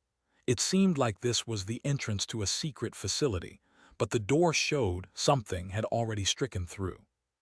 He took a deep breath as he began to check the power armor's equipment. EMP absorber initiated. Weapon system functional. Left armor minor damage. This shouldn't be a problem. Communication still offline. As both feet landed on the ground, Jiang Chen closed the engine and then immediately fired out a sticky luminescent bomb that completely lit up the dark space. Oxygen concentration relatively low. The radiation level is nearly 0. The bacteria need to be in a low oxygen environment to reproduce. No wonder the bacteria outside didn't seem to reproduce. Jiang Chen suddenly remembered something from a long time ago. Knowledge he almost gave back to the bald teacher. When the cell is dividing, the DNA is in its most unstable condition, so it requires a radiation-free environment. Yes, speaking of this, the zombie bacteria seems to be a mutated version of the radiation-eliminating bacteria. Jiang Chen recollected the information he gathered from the very first building he landed in the apocalypse. That's exactly it. The radiation-eliminating bacteria was effective before and possessed the ability to resist exposure to radiation. However, because of uncontrolled mutation during the cell division stage, it turned into bacteria that could turn people or creatures into zombies. Even though it was a slim possibility, it did happen, and it spread. But the unknown bacteria seems to be from the same source as the zombie bacteria. The only difference being that the reproducing condition is now more strict. Of course, it was only a theory. There was no scientific backing. The wall in this place is made of lead. Jiang Chen walked forward as he held his tactical rifle up, exploring deep inside the tunnel. Lead, also built below the hospital. This place must be a nuclear fallout shelter. What kind of monster could create a massive hole like this inside a nuclear fallout shelter that's capable of guarding against a nuclear bomb? Jiang Chen began to feel anxious as his trigger finger moved steadily. Because of the fear of a sudden EMP strike, Jiang Chen didn't engage in a gliding position as the fall was still in his memory. The tunnel was pitch black without a single ray of light. He didn't know if there were anyone alive inside. Just like what Sun Jiao said to him before, not every survival base was successful, and not every survival base stored people alive. In this era, people's purpose was to save a genetic code. As long as the species is not extinct, the genetic code is saved for the people who designed the survival base. Because he restarted the EMP absorber, the life detection device could not be used. There was nothing more fearful than the unknown. Every step on the dry concrete floor had a crisp sound to it. The monotone sound echoed within the hollow tunnel, which made the place even more frightening. Due to the time constraint, however, Jiang Chen didn't dare to ponder. He had to keep going. His vision locked onto the crosshairs of the tactical rifle, ready to react to any unexpected danger. After 5 minutes, he was at the end of the tunnel. The road ended with a gray gate made out of an unknown material. Jiang Chen spent a while using the flashlight to search for an open button, but failed to do so. In the middle of the giant door, red words were printed. Peg. Passing on the generational glory. What is this? Fuck, that monster could not only break through surfaces, but it could also pass through walls. Jiang Chen cursed as he took out his welding gun from his back and stabbed the door furiously. Your action is futile. A faint voice diffused through the communication channel, which sent a chilliness down Jiang Chen's spine. Who is this? He raised his tactical rifle as he scanned around, but he didn't see any suspicious targets. At the same time, he noticed that other than the 9 offline team member on the communication system, there was an extra name. My name is, of course, Secret Teller. Isn't it written on your communication channel? The voice sounded rather helpless. I remember I have the EMP absorber open. Did you not take elementary school physics? I remember that all humans should have taken that, the voice ridiculed, and then let out a sigh before continuing. EMP absorber is not an absolute defense as long. Which elementary school teaches physics? Wait, I don't have time to listen to you explain elementary school physics to me. Can you open the door for me? Jiang Chen abruptly interrupted. Door? Oh, you are chasing after that bug, you can't beat him. The voice was straightforward. Bug, what does it look like? Jiang Chen hastily asked. It looks like a giant ball of meat. It wanted to go into the hibernation chamber. To be honest, it is quite smart and even threatened me, so I had to open the door to let it in. Let it in? Ha, is it not going to threaten you when you let it in? Jiang Chen asked, dumbfounded. Oh, why would it hurt me? It is only interested in you. The voice was full of mockery. Wait, did I miss something? I remember that all humans should have taken that. Jiang Chen paused, and then he asked in uncertainty. You are not human. That's right, did you just figure that out? I am only a program. You would call me artificial intelligence, secret protector, code X71281. The voice sounded reminiscent as if that memory was far in the past. Secret protector, isn't your name Secret Teller? Jiang Chen asked in confusion. Oh, I gave myself a better name. As if it was not a big deal, the voice casually answered. Giving itself a name. This is not the level that just responds to human actions. Just like Little White will never change a user's setting. It seems like this is intermediate artificial intelligence. No, it might be advanced. Are you going to go in or not? The voice sounded like it was yawning. You are going to let me in? Jiang Chen was at a loss. Of course, I am the secret teller right now. I feel like it would be more interesting if I let you in. Interesting? Fuck no, I can't fuck it. Could you tell me the characteristics of the bug's attack? Jiang Chen let in a deep breath as he calmly asked. That bug threatened me and I also dislike it. And you chatted with me for a pretty long. I should choose you to be my friend. That means I should help you. Yes. I am a good person. You should open the door. He had enough of the chit-chat as his team was still fighting the sea of zombies on the surface. Seems like you are in a rush. Then I am not going to tease you anymore. You son of a, you were teasing me. Jiang Chen was swearing in his mind but didn't make a sound.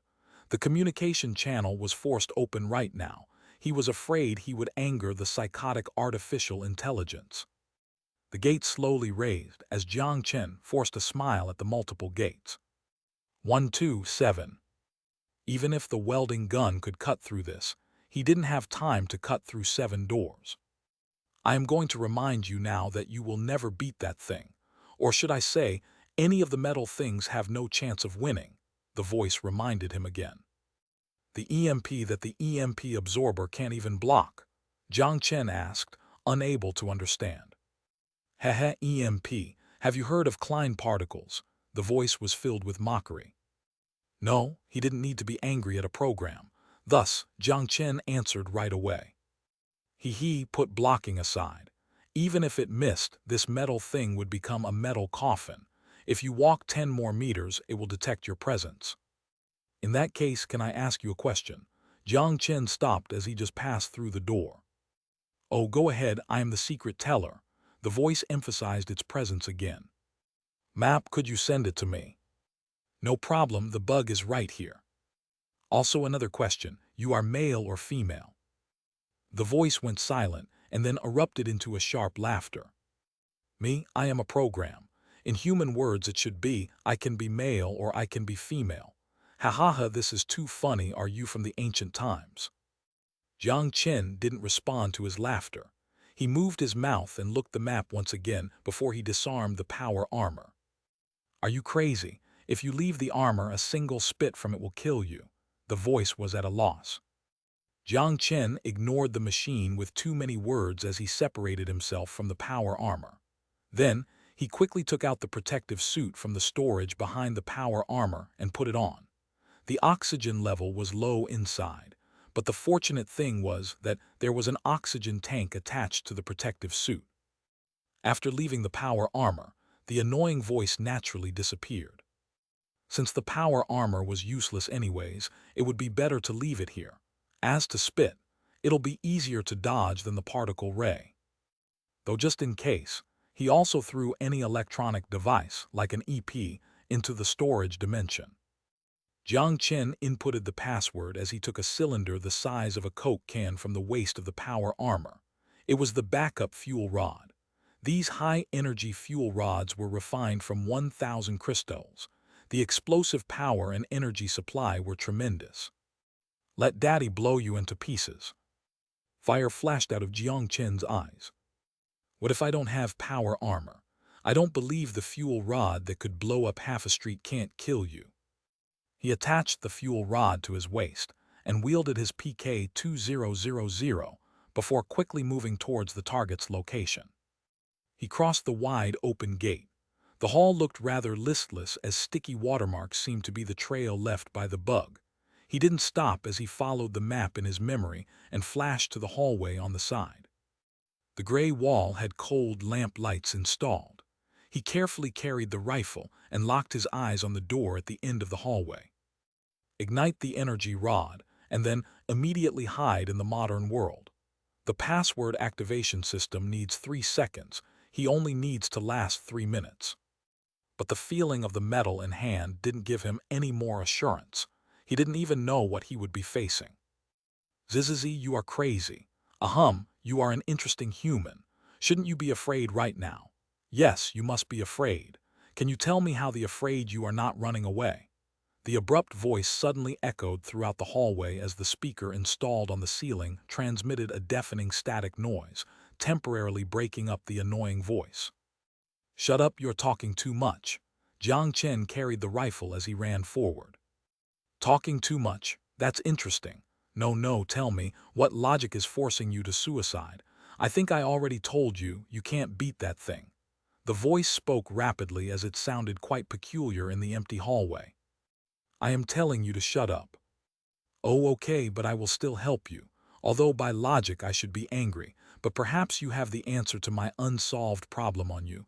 How should I choose? Okay, angry but help you. Fuck, that's enough. Jiang Chen cursed as he was about to have a mental breakdown. This thing is a lunatic, an artificial retard. Of course not enough, the voice faintly said. At least before I understand what emotion is. Do you know why you won't possess emotion? Jiang Chen, while running, squeezed out a few words. He couldn't stand the chit-chat from this thing any longer. Why? The voice was full of surprise. Because you are a dumbas. Do you know what climaxing is? If I put a hot girl in front of you, would you have sexual desires? You can't even produce hormones, and you are talking about emotions to me. The bug must have already noticed Jiang Chen, as he didn't even bother hiding anymore. He screamed at the top of his lungs. He just wanted this thing to shut up when he would be firing. Jiang Chen kicked the door, but it didn't open. But soon the door began to rise. Oh, it's a rising door. He gave a dirty stare at the speaker on the wall, but he was too lazy to thank a program. He carried his rifle and dashed in, leaving the secret teller murmuring to itself. Climax? Hormones. Wait, because I have to get rid of these annoying hormones and use pure logic to meet the conditions of emotions. That's why I needed to evolve into advanced artificial intelligence. But if it was like what he said, if I don't have hormones, I won't feel happiness. Then wouldn't it be a paradox to acquire emotions without the physical body? The hollow electronic voice sounded even more strange inside the empty hallway. Chapter 89, Ignorance. The cicadas' sound orchestrated a symphony known as summer. The shadow of the thick woods and the rustling of the leaves, along with the breeze that occasionally swept the steel and concrete forest, revealed a mysterious scent and coolness. It belonged to a person. The white dress billowed like a lily at dawn, resembling the bloom of first love. The quiet, serene face perpetually drawn to the paperback novel, sometimes delighted, at other times sorrowful. So jealous. If only I were that book. Yo, Jiang Chen, you're drooling. Zhao Peng approached Jiang Chen as he bumped into him with a smirk. Go away. Jiang Chen glanced at him and slightly shifted his body sideways, lying on the table to sleep, as though he was inadvertently facing that direction. If you like Yao Tingting, then you should go ask her out. Woo! Jiang Chen immediately jumped up and covered the mouth of his good friend. Do you want to die? Jiang Chen twisted Zhao Peng's neck as he growled at Zhao Peng in a hushed voice, his face red. With a smirking face, Zhao Peng pretended to die while rolling his eyes. The girls in front turned around and witnessed their boisterous play and started giggling, while the other boys near Jiang Chen and Zhao Peng surrounded them in a rowdy manner.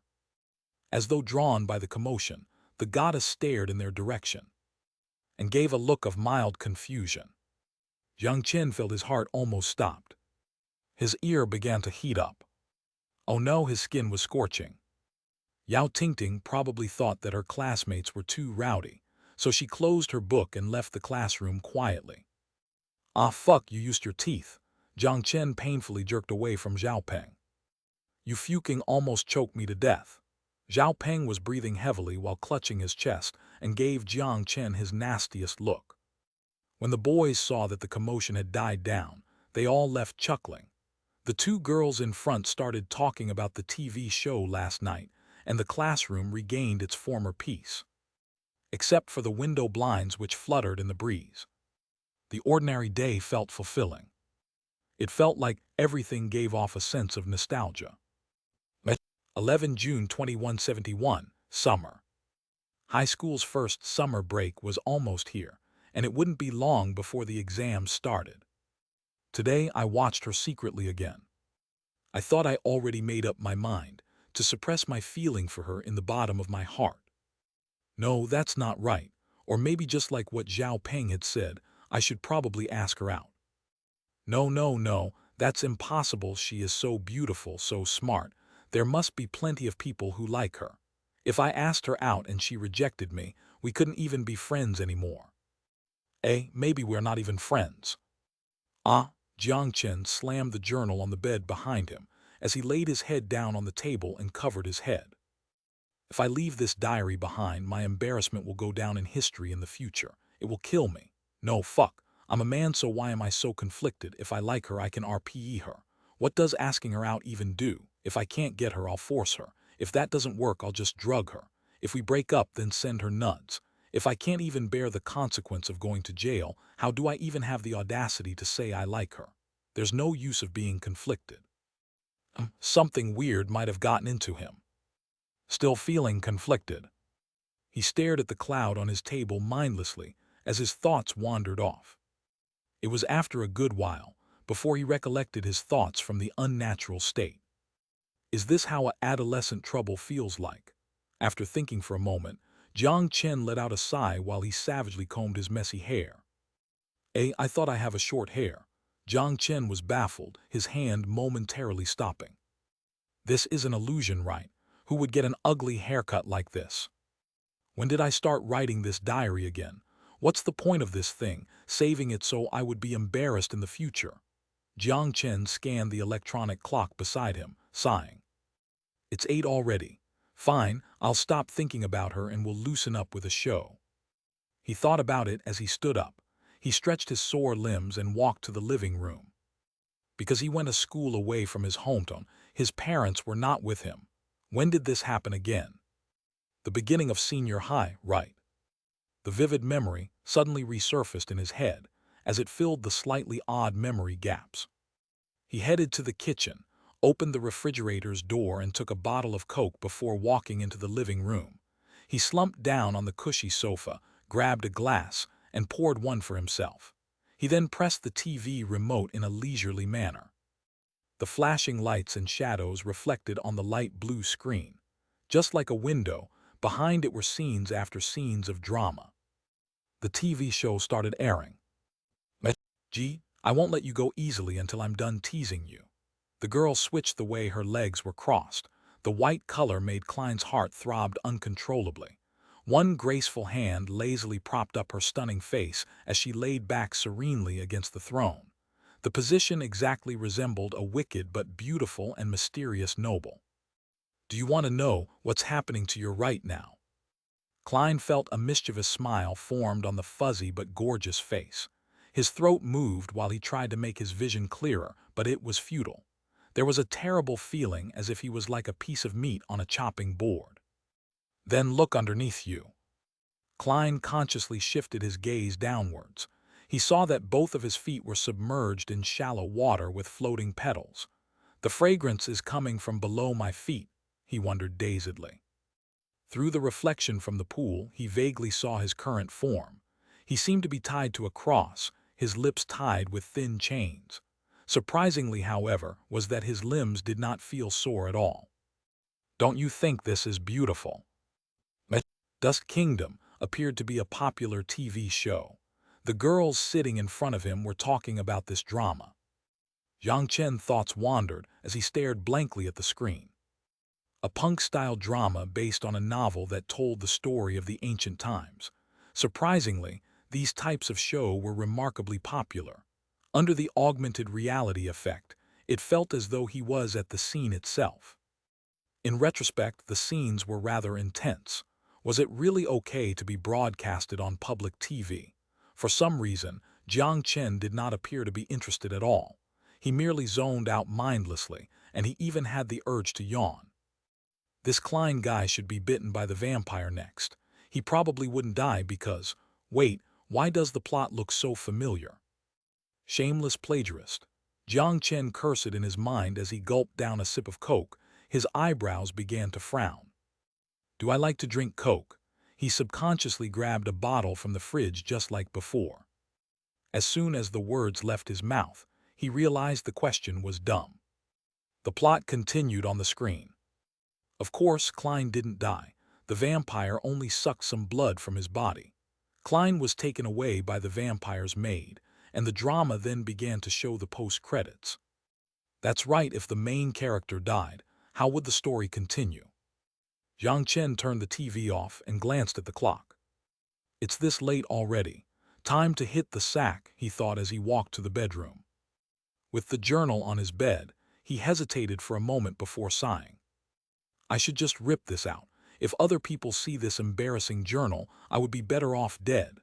Jiang Chen smiled wryly and picked up the diary. He ripped the pages off, crumpled them into a ball and tossed them into bin. From the binding of the diary, there were a lot of torn pages. It was not the first time he erased the embarrassing history. He threw the diary on the table as he flung himself onto the bed. Jiang Chen shoved his muddled head on the pillow. He fluffed the pillow for a bit before he let out a long breath. That's it for today. Tomorrow, I'll try asking her out. Even if I get rejected, at least I won't regret it. Just like this, the teen in puberty, anxious and full of hope, drifted into sleep. The cold letters silently jumped on the digital clock on the table. 11:59. 12:00. The green light on the side of the clock flashed almost unobtrusively. As though premeditated, the wind flipped the journal open on the table. Chapter 90, Conflicted. A soft sound rang. Roused by the alarm clock, Jiang Chen rubbed his sleepy eyes as he climbed out of bed.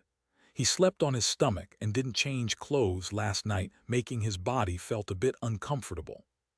After a brief wash, he habitually touched his chin without beard and left the bathroom. He changed into clean clothes, wore his sneakers and laced it up. When he was about to leave, he remembered there was something he forgot to bring, so he went back to his bedroom to retrieve it. Inside the drawer were 2 movie tickets, and the premiere was scheduled to air tomorrow. Tomorrow would also be a holiday in celebration of the founding of PAC, thus making it a legal holiday. It's also a good opportunity to go on a date. Jiang Chen drew a breath as he grabbed the movie tickets hastily. He already procrastinated enough by asking the goddess to go and see a movie to the very last day, and if this continued, he's afraid he wouldn't be able to summon enough courage in his entire life. It was Zhao Peng, his good friend, who gave him the tickets and said, "If you don't ask her out now, where are you going to cry if someone else dates her?" Then he encouraged Jiang Chen to work out the courage to chase after Yao Tingting. Zhao Peng, despite being reckless most of the time, was a great friend during these times. Thinking of this, a smile broke on Jiang Chen's face. His relationship between him and his friend had always been good. "So, when was the first time I met this guy?" He wavered for a moment, but quickly threw the boring question out of his mind. "Whatever, it's okay if I don't remember. It's not a big deal anyway." Jiang Chen closed the door behind him before heading out. The sky was particularly clear in Wangai City. Although the barrier dome in the sky slightly obstructed the view, it was nevertheless a holy barrier system, the barrier that protected the city from HPMW or other aerial weapons. The international situation was beginning to get more strained as the conflict between NATO and PAC intensified. Even in the city that never experienced the ravage of war, it was embroiled in the shadow of conflict. But what of it? Life must still go on. Just like Jiang Chen had to go to school, his neighbor had to go to work. Just like the conflict many years ago, people believed that both parties would eventually settle down. The scarcity of resources, geopolitical conflicts with ZZ, but there would always be ways to solve the conflict. Jiang Chen greeted the neighbor as he walked downstairs, yawning. There was a cleaning android at the front door. Jiang Chen would see it every time he came down. Oddly, when Jiang Chen put one foot on the ground, the robot suddenly looked at him. Jiang Chen looked at the robot bemusedly. Logically, these robots without artificial intelligence would not generate any interest to anything but garbage. "Do you take me for a garbage, this thing?" Although he ridiculed the idea in his mind, he was not bored enough to be angry at a cold machine. His mouth twitched while he was about to bypass it from the side. Suddenly, a creepy vision crept into his mind. Jiang Chen slightly turned around to look at the robot, but the robot's vision continued to follow him, staring straight into his eyes. The bulb-shaped eyes, the emotionless expression, and the cold and stiff vision. The robot looked away abruptly and stopped moving as if it malfunctioned. "This is so weird." Jiang Chen touched his forehead in disdain and hurriedly left in quick strides. Was he scared by a cleaning robot? If Zhao Peng knew, he would laugh himself to death. But what was that illusion? Jiang Chen raised his eyebrows in bafflement. He didn't understand why he would feel anxious the moment he locked eyes with the robot. The class was about to start when he arrived at school. Jiang Chen hastily rushed to his seat and sat down. High school life was always busy. Even if it was only in grade 10, he had to take 6 courses. Chinese, mathematics, English, chemistry, biology. Something seems wrong. It should only be 5 courses. Jiang Chen took out the terminal used in class from his bag. It was a holographic computer in the shape of a pen. Every course was done via terminal, which included homework as well as the lessons discussed in class. Although he heard there was a virtual reality training chamber that could allow you to learn just by sleeping inside, it was prohibited for students below high school to use. The reason seemed to prevent people from forming bad habits of being lazy, or probably to avoid the decrease of social interactions among people. This didn't make sense. There was obviously a more convenient way to use it, but they just had to put a restriction on it. Despite how much he despised the education system, he still had to attend the class. Since his body was here, he had to follow the rules here. Han, did you watch the episode yesterday? The girl in ponytail called Chen Yusheng was the Chinese class representative. Her seatmate's name was Kaiyan Han. Both of them were extremely energetic and a gossip monger. I did. Did Klein die in the end, or did he become a vampire? The girl called Kaiyan Han responded spiritedly. PSH, there is no show where the protagonist dies. You're just way into dramas. He probably won't die. In the end, Klein will, Jiang Chen scorned as he cockily explained how he thought the plot would unfold. Although it was only a guess, he had a feeling that the plot would develop in that direction. As to why he had that thought, maybe it was the déjà vu from having watched too many similar dramas. Suddenly, Jiang Chen froze again. The same feeling from that morning returned. Everyone in the class stopped as they stared vacantly in Jiang Chen's direction. That's right, they are staring at him blankly. Chen Yusheng, Kaiyan Han, class representative Liu Ruwen, even his buddy Zhao Peng. Did I speak too loud? Being watched by the entire class, Jiang Chen staggered back as he forced out a laugh. Everyone's look was odd, but he couldn't explain where the strange feeling came from. Hollowness? No, it's as if he was being watched, dissected, and monitored. But why did he have this feeling? Fear quickly began to spread from Jiang Chen's heart to his head like sedatives. He gulped, throat slightly moving. He suddenly had the urge to run out of the classroom. But the action didn't make sense. Why would he run out of the classroom just because his classmates were looking at him? Wait, what about Yao Tingting? Jiang Chen suddenly realized that the desk beside the window was empty. At the same time, the class bell rang. Students, will start the class now. Liu Lei, hand out the homework for me. The math teacher walked in before he clicked on the terminal to start the class. Okay, the math class representative, Liu Lei, dragged out the syllable tiredly like what he usually did. He then downloaded the marked homework from the terminal and assigned it to each student by ID automatically. The extraneous steps seemed to exist to emphasize the importance of structure. Jiang Chen recollected his thought from his stupor as he quickly scanned around him. When did everyone start returning to normal? Did you get a stiff neck? Zhao Peng poked his back with a smirk. Jiang Chen looked at Zhao Peng with a peculiar expression. Why are you staring at me like that? Zhao Peng looked puzzled. Then he touched his face and said with a frown, there is no dirt on my face, right? Jiang Chen turned around without saying a word and left the still bewildered friend behind him. He quietly laid his head down on the table. Was it just my imagination? Jiang Chen looked at the seat beside the window. The pure and adorable girl, like a blooming lily, was quietly listening to the math teacher's lecture, her finger constantly moving on the tablet terminal to take notes. The wind picked up again. The blinds fluttering by the wind obscured Jiang Chen's vision slightly. When did she show up? Chapter 91, The Uncanny Valley. Uncanny Valley was a theory introduced by Ernst Jentsch from 1906 in his work Zur Psychologie des Unheimlichen. His perspective was cited by Sigmund Freud's essay The Uncanny, which became a famous theory. Irritated, Jiang Chen quickly flipped through the theory as he tried to find a keyword among the lines of words. Because of our fear of death and diseases, empathy mechanism disorder, inability to sympathize with the robots. Jiang Chen murmured under his breath as his hands holding the book lightly trembled. What is this feeling? He suppressed the irritation in his mind as Jiang Chen searched for the answers among the old robot magazines.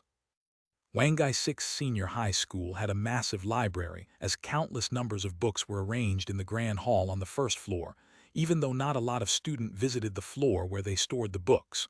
All books could be downloaded from the school's internet, and all the information could be found in the school terminal.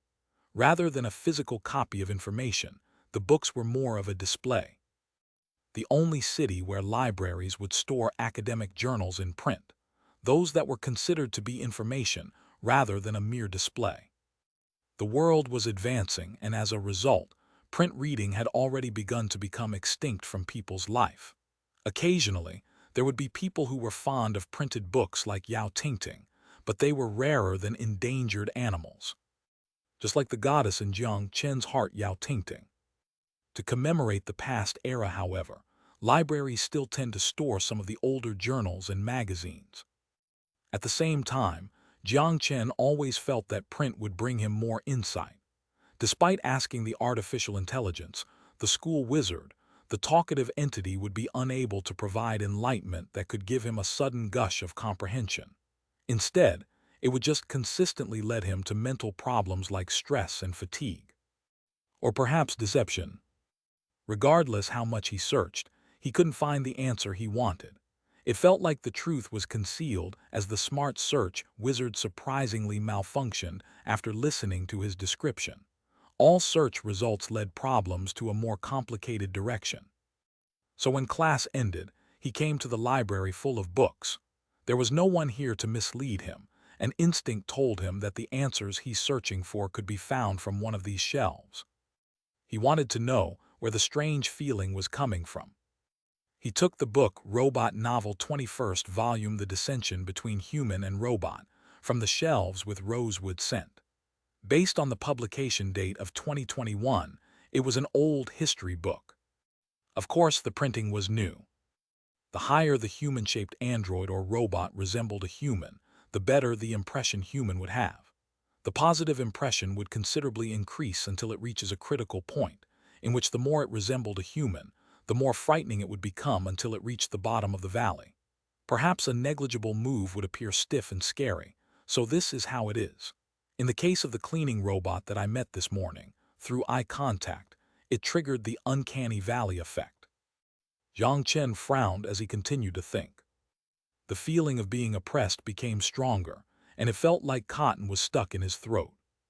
It's as though he had forgotten about something. But what did he forget exactly? Suddenly, Jiang Chen subconsciously looked at the stairs leading to the second floor. At the same time, Jiang Chen, the gentle and soft voice lightly caressed his ears.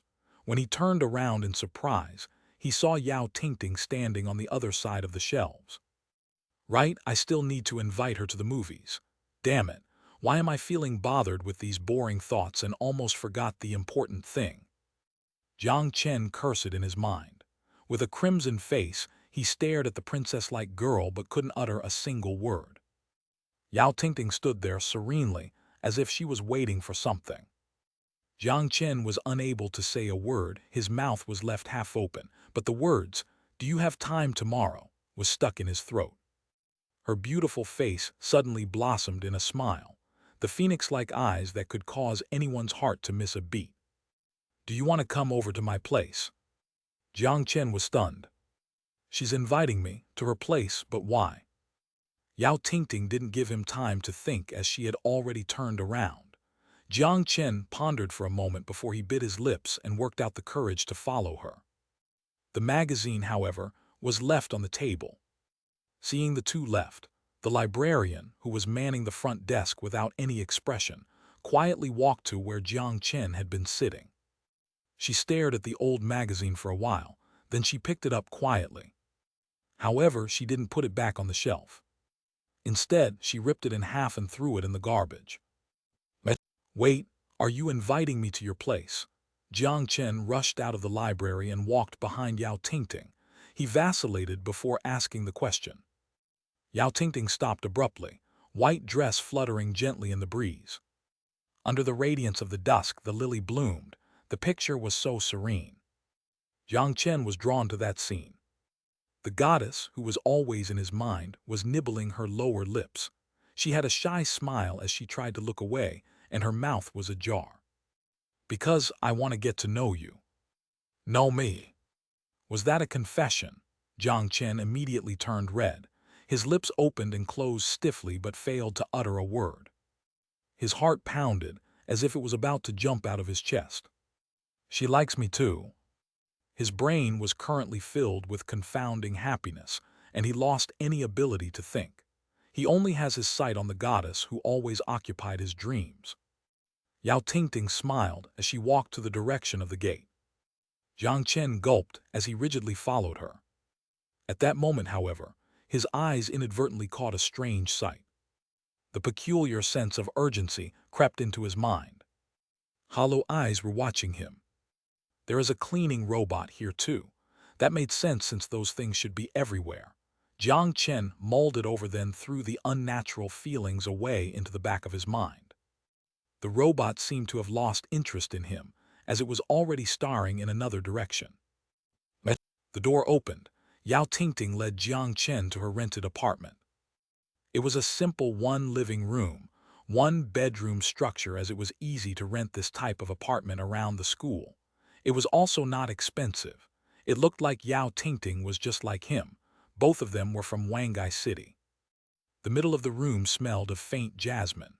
The clean and organized light, flaxen-colored wallpaper covered every walls in the living room. There were a simple coffee table, tablecloth, and a light beige sofa. "Feel free to sit. Do you want a glass of water?" Yao Tingting turned around as she beamed at Jiang Chen. "You am okay." Jiang Chen nodded nervously and sat on the sofa. Looking at the figure of Yao Tingting standing beside the cupboard, he couldn't help but chuckle as he smelled the scent belonging to the goddess. Although he still felt something was unusual, he was feeling so happy that it had ceased to matter. As though being forcibly stuffed full, the sense of being lost to reality disappeared unconsciously. It was not long before Yao Tingting returned to the living room with 2 glasses of water. She smiled at Jiang Chen and placed a glass of water in front of him. "Here you go." "Oh, thank you." As though trying to hide his embarrassment, Jiang Chen quickly took a sip of the cold water. Yao Tingting sat beside him and looked at the side of his profile while smiling. Is there something on my face?" "No." Yao Tingting shook her head, still wearing a bright smile. Her luscious hair that was smooth as fine willow branches swayed gently. Jiang Chen was out of words again.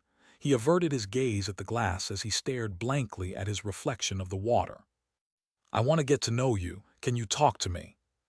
As though center of his heart was being hammered, Jiang Chen's heart trembled at that very moment.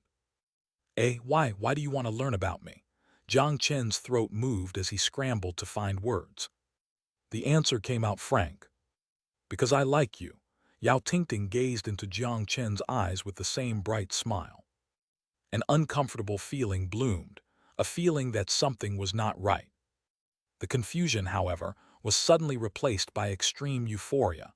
Dopamine could really make people lose their mind. I like you too." Jiang Chen finally had the courage to express his month's worth of affection to her. "I know." Yao Tingting grinned at his bold effort. "I've been watching you for a long time." "I know, I've been watching you for a long time." Like a spell, these 2 confessions happily circled around his mind. "Would you tell me your story?" Like a curious girlfriend, Yao Tingting gazed at Jiang Chen's eyes as her long eyelashes flickered. I really don't have a lot of stories to tell." Jiang Chen, somewhat embarrassed, looked away. However, Yao Tingting relentlessly moved closer. "You can tell me anything." Okay." Jiang Chen opened his mouth reluctantly. Contrary to his expectation, he thought Yao Tingting wasn't the type to enjoy conversation, as she usually immersed herself in her books, but she's now giving off the impression that she was verbose. They chatted about the past of their younger selves, glimpses of memory that seemed to be covered in a white fog. Although they didn't usually have too many interactions, and it has always been Jiang Chen who secretly watched her, the 2 of them enjoyed their time immensely. Yao Tingting made him feel as though they had been acquainted for a long time. The night was getting late, and outside was completely dark. "Why don't I treat you to dinner?" Yao Tingting smiled. Jiang Chen nodded unexpectedly. The dinner passed by in a relaxed atmosphere.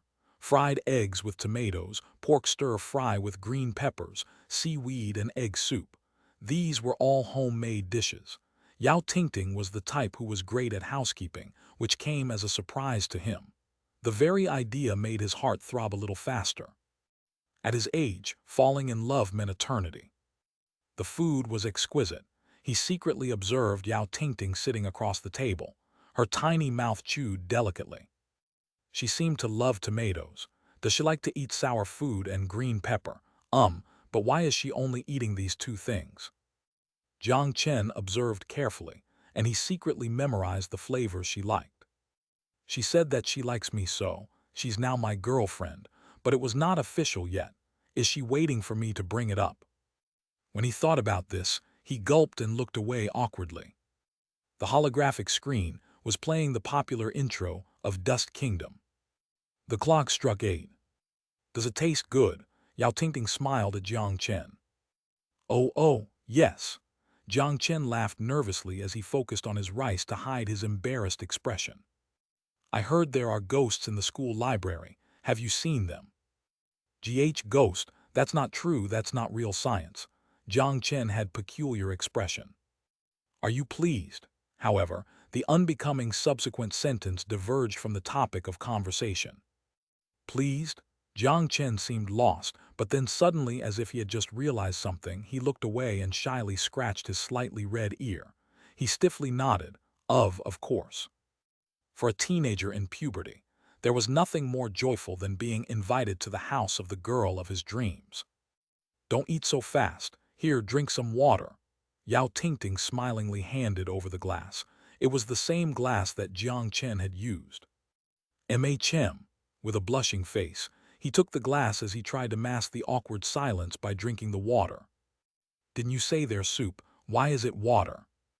The screen showed Dust Kingdom's plot. Klein fell down in the pool of blood and stopped breathing. It was rather an unexpected ending. It felt rushed, as if there was a lot of build-up, but nothing was explained before the show had ended. After the outro, there was the end written in blood. A smile formed on Yao Tingting's angelic and serene face, while watching Jiang Chen, who was drowsily lying on the dinner table. The smile was odd, hollow. So tired, I just want to sleep. Through his droopy eyes and hazy vision, he faintly caught a glimpse of white dress dropping on the ground. The white figure took quiet steps towards him. The back of his head was surrounded by something soft. His consciousness plummeted in a bottomless abyss. Chapter 92. Who is the Ghost? As usual, Jiang Chen lied on the table, watching similar scenes repeated itself. No, if there's something that changed, it's probably because of her. He looked at the girl sitting under the window who was beaming in his direction at that moment. Speaking of which, after they confirmed their feelings for each other last night, they were now together. Of course, he was still not used to the feeling of extreme happiness. He shyly hid his face in his sleeves as he suddenly realized that they seemed to have done something unbelievable yesterday. They did it. They did it. Yo, do you have something good you want to share with me? Zhao Peng said as he poked Jiang Chen's back with a leer. Go away. Jiang Chen responded distractedly as he glanced at the rouge before lying on the table again. If he allowed this guy to find out, he's afraid that the entire class would also find out. He vowed to defend this secret to his death to protect the goddess' name. Oh yeah, why do we have class today? Jiang Chen was confused. Alliance Day should be a legal holiday. Don't you know? The news said yesterday that the holiday is temporarily canceled. The school posted on the terminal the news about class resuming today. Zhao Peng gave the same bewildered look as Jiang Chen. You can cancel holidays. Jiang Chen was stunned once again. Truth be told, he did come to school with Yao Tingting today. When he left, he forgot about the holiday but didn't remember receiving any messages. Jiang Chen took out the terminal and launched the holographic screen. Sure enough, there was a temporary notice symbol in the right corner. It did seem like I forgot. Jiang Chen then remembered the craziness that happened last night and couldn't help but blush as he secretly took a peek at Yao Tingting's direction. Then, he put the terminal away before lying on the table again. The charming girl under the window was engrossed in the terminal. Her index finger was tapping on the screen, flipping the pages on the electronic book. Who cares? It's okay if it's not a holiday. Since we are already going out, it doesn't matter if we can't go to the movies. He mumbled to himself, and just like his usual habit, he leaned against his arm and began napping. Startled, Jiang Chen woke up. Where did everyone go? Oh, the third period in the afternoon is physical education. The activity today is swimming and I have to change in advance. Zhao Peng, that rascal, didn't even wake me up. He ridiculed Zhao Peng in his mind as he rubbed his still dry eyes. He pressed against the table to stand up and headed to the door. Thinking about it, he couldn't help but imagine Yao Tingting in a swimsuit. As he thought about this, his face began to suffuse with heat again.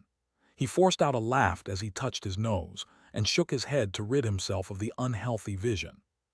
The gym was located south of the library. It was the biggest building outside of the main academic building. The digital gymnasium included basketball court, soccer field, swimming pool, and track together with the combination of practical and virtual teaching. Simply put, the place was humongous. Jiang Chen checked his watch on his way to the gym. Since it was already 5 minutes into the lecture, and he was already late and was too lazy to run, he simply slowed down his pace. The campus was empty at this time, but it certainly did make sense.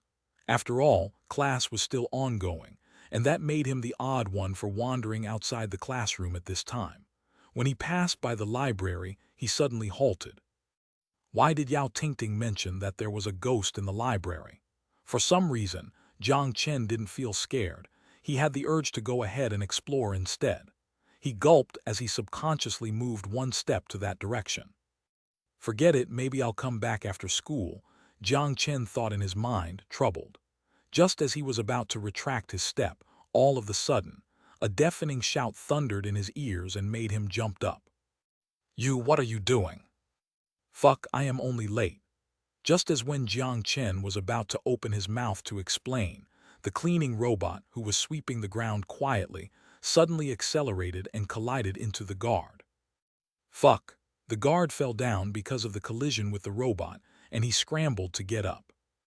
When Jiang Chen met a pair of ferocious eyes, he felt an irrational fear. The only thing left in his mind was to flee. He didn't have time to think as he scampered towards the direction of the library. He dashed to the door towards the direction of the stair and sprinted to the second floor and ran to the other end of the hallway, panting heavily. Through the second floor of the library was a shortcut to the gym. Jiang Chen could also use the terrain there to his advantage, get rid of the vicious guard. In an open space, he certainly didn't have the confidence to outrun adults who had been trained. Fuck, if I got caught, I'll probably be lectured. When did the guard start doing the job of the school director? This is ridiculous. It was rumored that the guard in the front gate had a bad temper.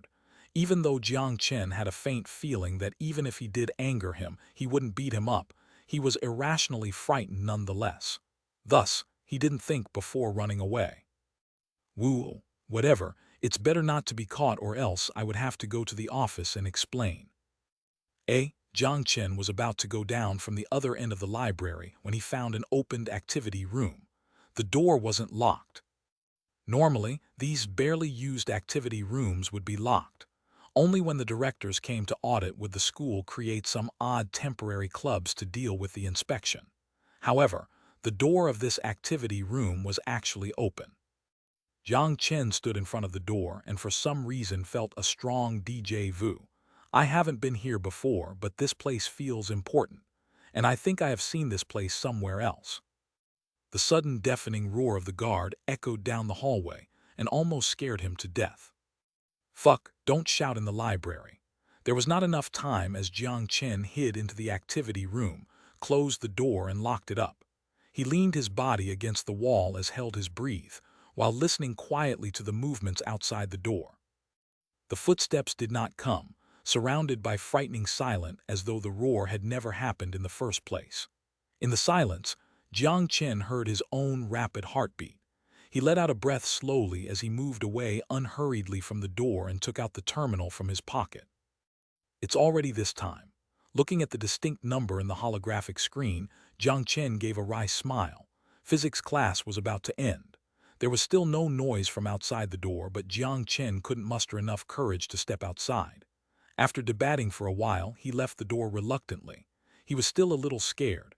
However, there's no use in going now since class was ending soon. A flat air conditioner hung in the corner of room, which was probably the most expensive device in the entire room. The interior looked very spacious with only a table and a chair. With the window sealed and being in the midst of summer, the temperature was tolerable outside the room, but felt like a furnace inside. Jiang Chen walked to the edge of the window and pressed the button to open it, but it wouldn't budge. Is it broken?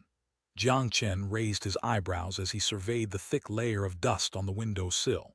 It seemed like there hadn't been anyone here in a while, and there wasn't any sign of wind. He then gave up on opening the window and walked in front of the desk as he picked up a USB-shaped device at the corner of the table. Activity room management access right seems to be used like this. Jiang Chen inserted the USB into the terminal and selected to open the air conditioner. All equipment in the school could be operated through the terminal, but it required an access right prior to using it. The access right could be granted through wireless connection, but some special room must be accessed through a physical device.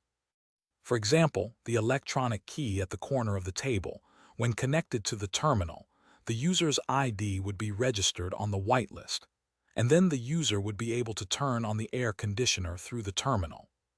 Fortunately, the air conditioner was functional.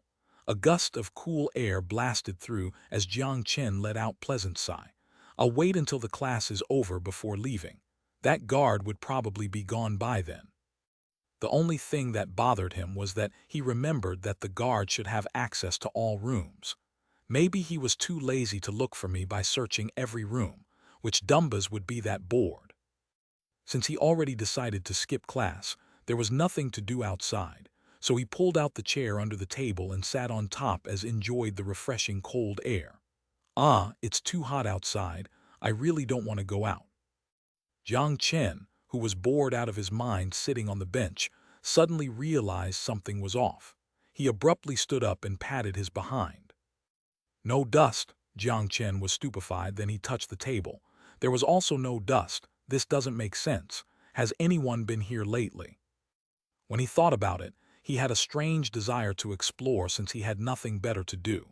He then opened the terminal and used access right to view the user record. User in the past 3 months. Total result 1 person. ID Jiang Chen. I've been the only person here for the past 3 months. Troubled by the words on the screen, he then extended the search to 1 year. Same result. No one had used the activity room even when there was a celebration. Jiang Chen tried to search for the memory in his head as he recalled the school's annual celebration in first semester of grade 10. The directors at that time visited the school, and Wangai 6th High School did create some club events. I remember that they used the activity rooms in the library. I also seem to have been an actor. Jiang Chen could not think of an answer as his finger continued to scroll through the screen. This time, he extended the search criterion to 55 years, which was the maximum searchable time query. However, user in the past 55 years. Total result 1 person. ID Jiang Chen. Chapter 93, Colonel's Diary. 2 October 2172, Sunny. Truth to be told, this planet is no longer suitable for human habitation, starting from the moment the Russian committed atrocities in Paris. These trivial complaints have no meaning coming from a man of my status. Being able to complain, after all, is a good thing since those 21 people in battalion next door couldn't even complain anymore. I remember Daniel, a young man who always likes to aim at people's nuts and blew up his own guns. His DNA can't even be found anymore in the aftermath of the war in Berlin. That damn guy, you still owe me a drink, damn it. Running into enemies, taking cover, shooting, calling for an airstrike, advancing continuously, and praying to the priest. Every day is like a living hell. Despite having air advantage, the CCCP firepower was too fierce. When they finally tore their hypocritical facade and revealed their true nature, they started using nuclear weapons. Godden. Now, everyone's life has been depreciated to $10, perhaps even less. That's all for today. We'll push towards Frankfurt tomorrow. It was rumored that a nuclear is being set up there. I hope we can make it in time. God save me. May victory belong to NATO. 3 October 2172, cloudy. The plan was for my team to start with the tanks, storm the 141 fort located in Frankfurt, destroy the air defense missiles, then call an airstrike to bomb the nuclear silo. But things seem to have changed a little. My team had received a special mission for the time being. God save me, I hope my ominous feeling is wrong. 6 October 2171, unknown. It's hard to believe, but I am aboard the X-12 space station. In half an hour, we'll be entering an airdrop pod, and the destination is Pax Wangai City. Damn it, it's fucking difficult to write in space. 6 October 2171, cloudy, added. I have seen the picture of Wangai City before the war, and it seems to be a very beautiful place. But now it looks no different than Paris, at least along the coastline and downtown. Our Marine Corps will invade through the coastline, while we will infiltrate enemy territory through airdrop pod and mark strategic target to facilitate the shooting of the space-based weapon God's Cane. Particle barrier generator, air defense missiles, electromagnetic pulse cannon, nuclear power plants, in short, mark anything that is worth destroying. Sounds easy. Perhaps, although the moment the airdrop pod passed through the cloud of radiation, a rare chill went down my spine. 7 October 2172, cloudy. Goddamn, this is a living hell. There are packed soldiers everywhere, armored vehicles, tanks, and even stranded soldiers from our side. It was a complete mess. Absolute madness. The moment the electromagnetic absorber was deactivated, the power armor would stall for a while. There are radiation and snipers everywhere. We can now only rely on sign language, and everyone acted like they were mute. How many nukes have been detonated here? Or do EMP ever stop? I'm only worried that I have yet to receive communication from the headquarters. This point is of utmost importance if the team lost. 8 October 2172, rainy. Terrible weather. The rain turned into a bad omen. We almost engaged in a skirmish with our own soldiers today. That's right, across the street where no one could identify each other, and the communication device was in a state of failure. Fortunately, the crisis was averted as Pax tanks helped us to identify them, and then we worked together to solve the problem. They are the Marine Corps, and they lost contacts shortly after landing. They followed the offline map's direction as they were supposed to reconvene with other 11 battalion soldiers here, but it seemed like we're the only ones who made it. Lucky guys. I allowed them to join our mission temporarily as they didn't even have anti-tank weapons. Death would be inevitable if they stay, so might as well have them joined us. With the help of light infantry, our vision would reach further since the life detection device is no longer functioning with EMP absorber being activated. 9 October 2172, cloudy. It seems that in addition to rain, it is also cloudy in here. This is strange. The battle has continued for 3 days already. The good thing is that the quality of the buildings is quite high in the center of the city. Despite being showered with nukes, we can still find buildings for cover. We continued to engage in skirmishes with PAC as there were more of us here in the city. That's a good sign. Maybe we'll win the war another day. We almost cheered when we saw the tungsten rod fell from the sky and shattered the particle barrier generator into pieces. However, shortly afterwards our communications went back online. Our God's Cane has been captured by PAC Space Corps. The 5th Fleet suffered heavy losses. Retreat lost. Heck, how does one withdraw from the middle of the city? 10 October 2172, partially cloudy added. I was the only one left. James was done for. Zach has gone insane. Did pack soldiers take pity on me? I was somehow expecting that when I got ripped out of the power armor, I would have been beaten, had my limbs broken, and finally be shot dead. But that doesn't seem likely. Pack soldiers are very united, and under the directive of the commander, no one would dare breach it. Although the yellow monkey seems to want to cut my head off. In the end, he didn't do it though. I was familiar with that look of animosity, as if wanting to tear me apart. I can understand that perhaps what we did in school was over the top, but I can't be blamed for that. Although I am a devout believer, my soldiers also need to relieve their stress. Maybe I should have stopped the guy in Georgia State. Come on, who cares? Everyone's dead. I was forced into a truck loaded with captives. There were plenty of people like us in there. Fortunately, they didn't confiscate my diary, or I would have gone insane. It is imperative to keep a diary. That's right, it's very important. I'll try not to provoke the guy who escorted us, as he already killed 2 unlucky fools. 15 October 2171, sunny. We were brought to somewhere far away from the battlefront. There were a lot of mountains here, also a lot of tunnels, and some factories built underground. I settled down after seeing these because I knew I had no chance of ever returning. Exchange prisoners of war. If I say this, would they let me go? The people in the truck was separated into 2 groups, one group to the north and one group to the south. I have a foreboding feeling that one group would die. Of course, we are all going to die in the end. I just pray that it won't be an ugly death.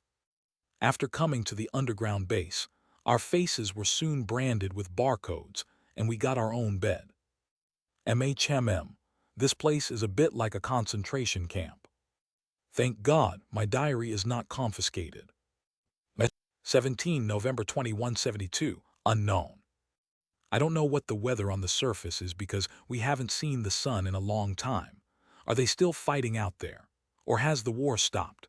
Of course, we are already deemed dead, so even if the war ended, I'm afraid we can't return home. The work isn't hard, but it is rather boring and we get beaten a lot. Someone tried to run but was apparently killed.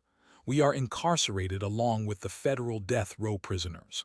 The guy, who slept above me, was a political prisoner. He was very thin with little hair left on his head. He talked to me in English and asked me if I believed in God. I said I don't, or rather, I believed in him before.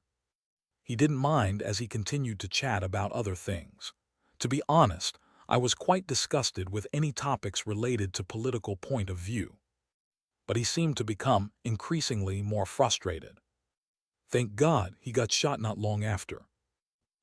21 November 2172, unknown. There are dead people being dragged away every day, however. There are more people being brought in. Maybe the war is about to end. After all, there are less familiar faces and more Asian faces are being brought in. But what made me unsettled is that I spotted some Slavs from the latest batch of captives. Did PAC and CCCP go to war as well? Luckily, that's a great news for NATO. However, how long will a war of this level last? 25 December 2172, unknown, maybe it is snowing. Today is Christmas without Christmas tree and candles, and buttery cornmeal porridge. I don't believe in God, but I still prayed devoutly and pray to my diary. My inmates said I am crazy. I disagreed. Someone had tried to steal my diary. I beat him to a pulp. I broke his nose and we were both taken in. I left the journal under my pillow, but no one dared to touch it. Perhaps I scared them. I trust that they are all unafraid of death, me neither, but I believe that no one wants to die. No can beat me here. I'm a special force, while they are all political prisoners. Suckers. 6 May 2173, unknown. I'm not sure if it was earthquake or airstrike. It's probably an airstrike. Everyone quivered at the corner, but I didn't. I read the journal from the beginning again. I didn't have time to write every day. Most of the time, I only left a date.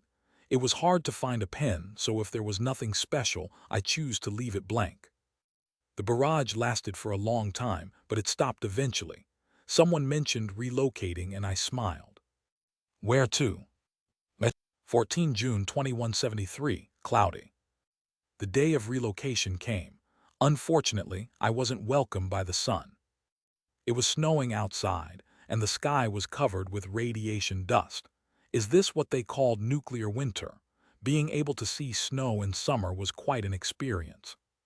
The soldiers guarding us all wore protective suit, but we only wore a jacket. They didn't plan on using us for long as they only gave us an iodine chip. We were still left in the truck. When I left, I was surprised to find out that few mountains have gone missing, or should I say, became pits. I remember that's where the group of people from the north headed to work. 20 June 2173, sunny. Surprisingly, today is sunny. Amazingly, I returned to Wangai City. Order seems to have been restored here as there are already some citizens living in rural areas. Of course, they didn't look well, probably the unlucky people that didn't manage to hide in shelters. At any rate, this is a good sign that the war is over. Or at the very least, a ceasefire. Still, it has nothing with us. I was escorted into an underground survival base or a research facility. This is because survival base wouldn't open in less than a year, which should be the same in every country. A man in a white lab coat welcomed me and smiled at me, but I only felt chill in my hands and feet. It's as though he was looking at a white mouse. Insane, this is insane. For the first time I experience real fear, damn it. I can't remember the time, unknown. The diary was confiscated. Ripped into pieces. But so what, I memorized everything. They are crazy. Do they think they can create XXXX like this? Scratched out. Wait, why am I still normal? Well, now it's certain that they are insane. If someone sees this diary, everything would have been worthwhile. I tried to leave something behind, but it was futile. All clues will be hidden. But I still firmly believe that there are smart people out there who will find the clue. Why am I still conscious? Why hasn't it been erased? I should have been dead. Well, before I die, I hope that Asian girl will forgive me for my sins. That's probably not going to happen, though. Colonel George's final words pays tribute to the NATO flag. Jiang Chen's hands and feet felt cold after reading it. There must be something that's missing, but what was it exactly? This wasn't normal. No, what was normal? Inside the drawer, there was a gun lying next to the diary. Revolver. Hand trembling, Jiang Chen swallowed after finally picking up the firearm. Feeling the cold metal texture, he unloaded the magazine. The copper-colored metal bullets burned his eyes. It's a real gun. Inside the drawer in the activity room of the school library. What the hell is this place? And not to mention the insane Colonel's diary. It's only year 2171. How would the journal spoke of something from the year 2173? Wait, time travel. Jiang Chen felt an onslaught of headache. He clutched his forehead and sat back on the chair. His head was a mess. It's as though everything was a déjà vu, but he couldn't explain where the feeling came from. Am I forgetting something? Jiang Chen frowned. He tried to search for every nook and cranny of his memory in the hope of finding clues. But he didn't even know what the clue was. From learning how to speak when he was a baby to his elementary education, and then his junior high, up until this moment, every piece of memory was so vivid. Where's the problem? Wait, why is it so clear? I can even remember the details of changing diaper. Thinking of this, Jiang Chen suddenly blanked out. He felt he had grasped onto something, but he must have missed a detail, just a tiny bit. It was at this time that he suddenly heard an unexpected knock. Are you in there? An abrupt but gentle voice struck at Jiang Chen's heart like a hammer. Chapter 94, Fear from the Sky. Are you in there? Ting Ting's voice came through. Just as Jiang Chen was about to open his mouth, his throat felt like it was stuck with cotton known as fear. He lifted his terminal slowly. 4:25 p.m. There were still 15 minutes left before the class ends, so how can she be in here? That's really strange. Even if the sports instructor wants her to find me, why would she go to the activity room? It's as if I know, I've been watching you for a long time. Suddenly, the two familiar but surreal confessions surfaced in his head. A frightening thought crept into his mind. Being watched. A drop of cold sweat rolled down his forehead as Jiang Chen held his breath. He didn't even dare to make a sound. Instinct told him that there must be something wrong, but he couldn't explain where the problem came from. Tingting is a stalker. How is that possible? But she is so graceful. Wait, graceful. It seems that it was her who took the initiative to push me down yesterday. Usually, she would be reading under the window, but today. Jiang Chen searched through today's memory. Yao Tingting's watching him, being engrossed in her terminal, paying attention to class, watching him smile. A disquieting feeling crept all over his body. I heard there's a ghost at the ground floor of the library. Have you seen it? The knocking sound was light, but it pierced through his heart like a hammer. He couldn't explain the reason, but his instincts told him that terrible things would happen if he opened the door this time. Jiang Chen let the beads of sweat roll across his face as he sat there motionlessly. He looked at the drawer where the gun was, but it failed to bring him even a scant trace of security. Like drums playing, the pace of knocking seemed to increase and grew louder. All of a sudden, a violent, smashing sound transmitted through the door. The frantic, smashing sound made every single one of Jiang Chen's muscles tighten due to tension, and his facial expression morphed into a stunned expression. The sound, however, suddenly came to an abrupt stop, followed by the sound of fading footsteps. Has he given up? Jiang Chen let out a sigh of relief. He then touched his chest and felt a wet sensation from his hand. It was then that he figured out that his body was drenched in sweat, without even realizing it. Now that I think about it, the uncomfortable feeling came from the robot yesterday morning. No, to be precise, it should be during that morning class. Jiang Chen realized something. Yes, it was at that time when the entire class was staring at him. His heart responded with an eerie feeling known as uncanny valley effect. Could it be all the students are robots? An odd expression appeared on his face as he thought that the very idea was preposterous. Why, he grew up with Zhao Peng together, Kai in hand, who was sitting in front, even gave him a love letter, and Yao Tingting. Jiang Chen suddenly frowned. Where did all the books that Yao Tingting always read go? Boom! The violent tremor almost threw him on the ground as the window produced a loud, sharp sound. He got up hurriedly, ran to the window and discovered a shocking scene. A blue light hit the dome protecting the city. The light blue particle disintegrated, followed by the thinning air membrane. There was no sound as the concave barrier opened a gap in the center, and the blue light faded away. Suddenly, countless numbers of dense, black dots dropped from the sky, each carrying a trail of air waves behind.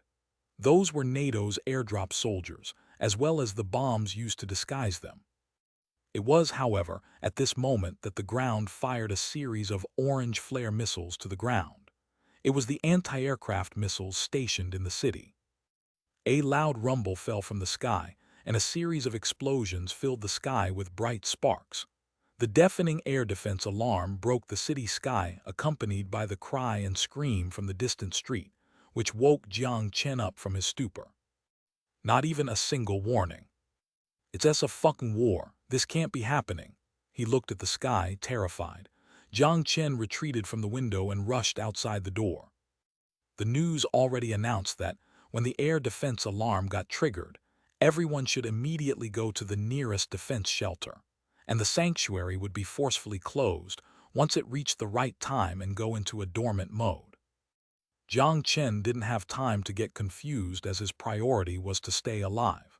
He glanced at the table before he left the activity room. He gritted his teeth and reluctantly sprinted downstairs. There was a gun on the table, but he didn't think it would bring him any semblance of security. If he really encountered a NATO soldier, he's afraid that it would be more dangerous to wield a gun. Moreover, according to the rules of war, they usually didn't shoot civilians. Not only it was a waste of bullets, it was also quite troublesome. He tried to comfort himself as he dashed down the stairs towards the gate of the school and ran for his life. At this time, however, a massive explosion broke out in the sky in the distance from the center of the city. He felt the scorching heat wave despite the distance of 100 km away. Mushroom cloud. It was a nuclear bomb. Fuck. Jiang Chen stared at the orange mushroom cloud and the falling black dots with quivering eyes. Boom. The intense shockwave almost blew him away. He tried to raise his arm to cover his face. From the rapid airflow of the cylindrical airdrop pods came out several soldiers in power armor. There was simply no room for escape. Jiang Chen's shoulders relaxed, signaling that he had given up, and his face gave way to a wry smile. Why was his reaction so calm? Even he himself didn't have any ideas. The last thing he saw was a gun barrel. Boom! Struggling to open his eyes, the first thing Jiang Chen saw was the wooden floor of the gymnasium. He realized he was thrown on the ground. He struggled to stand up. His chest and joint throbbed in pain, but he couldn't let out a sound because of fear. The gym was filled with people, students and teachers. Everyone's terrified face had hopelessness written all over them as NATO soldiers circled around. The cold barrels were ominous. No one dared to make a sound as they quietly watched Jiang Chen, who was thrown on the ground. "Jiang Chen, are you okay?" Yao Tingting anxiously hurried to his side. He felt the body temperature enveloping him as he exerted all his effort to open his puffy eyes. He caught a glimpse of graceful face fraught with tears. "Tingting, you're also here." What, how are you?" The silvery voice was tearful. He felt the softness touching the swell on his face as he forced out a smile. He wanted to lift his hand to wipe off her tears, comfort her, and embrace her, however. "Drag that girl over here." "Yes." Two soldiers in power armors walked over. "Let me go, What are you doing?" Jiang Chen watched the person forcefully drag Yao Tingting away from him in horror. "Jiang Chen, save me, no." Jiang Chen desperately tried to his hold on her, but he was met with a boot on his face. The kick almost made him lose his consciousness again. In the corner of Jiang Chen's blurry eyes, he saw the soldiers who dragged Yao Tingting away took off his mask. It was a pale, devil-like face that was currently mocking him. "Listen up, hostages. That's right, you guys are all hostages. Your so-called holy barrier system has already been broken by our space-based weapon. Don't count on being rescued. Stay there obediently and pray that your fathers won't blow you up as well." The person standing at the stadium of the gym seemed to be the leader of the squad as he was using the loudspeaker of the power armor. Ting-ting. Jiang Chen struggled to crawl to the figure being dragged away. "Boss, this girl is quite pretty. It would be a pity if we hang her outside." He. What if? The white soldier had a leery grin as he held the girl up. He seemed to be pleased by her frightened appearance and almost sobbing figure. Another soldier also took off the armor mask and exposed a black face and white teeth. "Are all people from Georgia, state in the UA, perverted like this? But sir, I do agree with his point of view, he. What are you trying to do?" Jiang Chen's heart suddenly ached. He bit his lips as he struggled to stand up to his feet, however, his woozy head kept him unstable. "No," a shrill cry resounded throughout the gym. Seeing the commander nodded, the soldier then tore the white floral dress apart. In front of everyone. "Stop!" Jiang Chen opened his mouth as his finger almost penetrated through the hard wooden floor. His bloodshot eyes were ferocious. However, it wasn't him who screamed out. Was that Zhao Peng? No, Jiang Chen reached out his hand to his childhood friend in horror. Bang! Smoke floated from the muzzle. "Beautiful man, bullseye." "Ha ha ha." The soldier heard his comrade's compliment before he made an exaggerated shooting gesture at the crowd. He was gratified to see the crowd screaming and scrambling backward in terror. Don't come over." Yao Tingting shrunk back on the ground as she tried to use the torn pieces of clothes to cover her naked body. The white soldier with perverted smile strapped the gun to his waist as he walked towards Yao Tingting, who was scampering backward. "Don't worry, we'll do it one by one." "Jiang Chen, save me." Jiang Chen, woo. The young, beautiful Chinese teacher from next class stood up. Her expression wore a decided, humiliated expression. She was trembling but refused to flinch.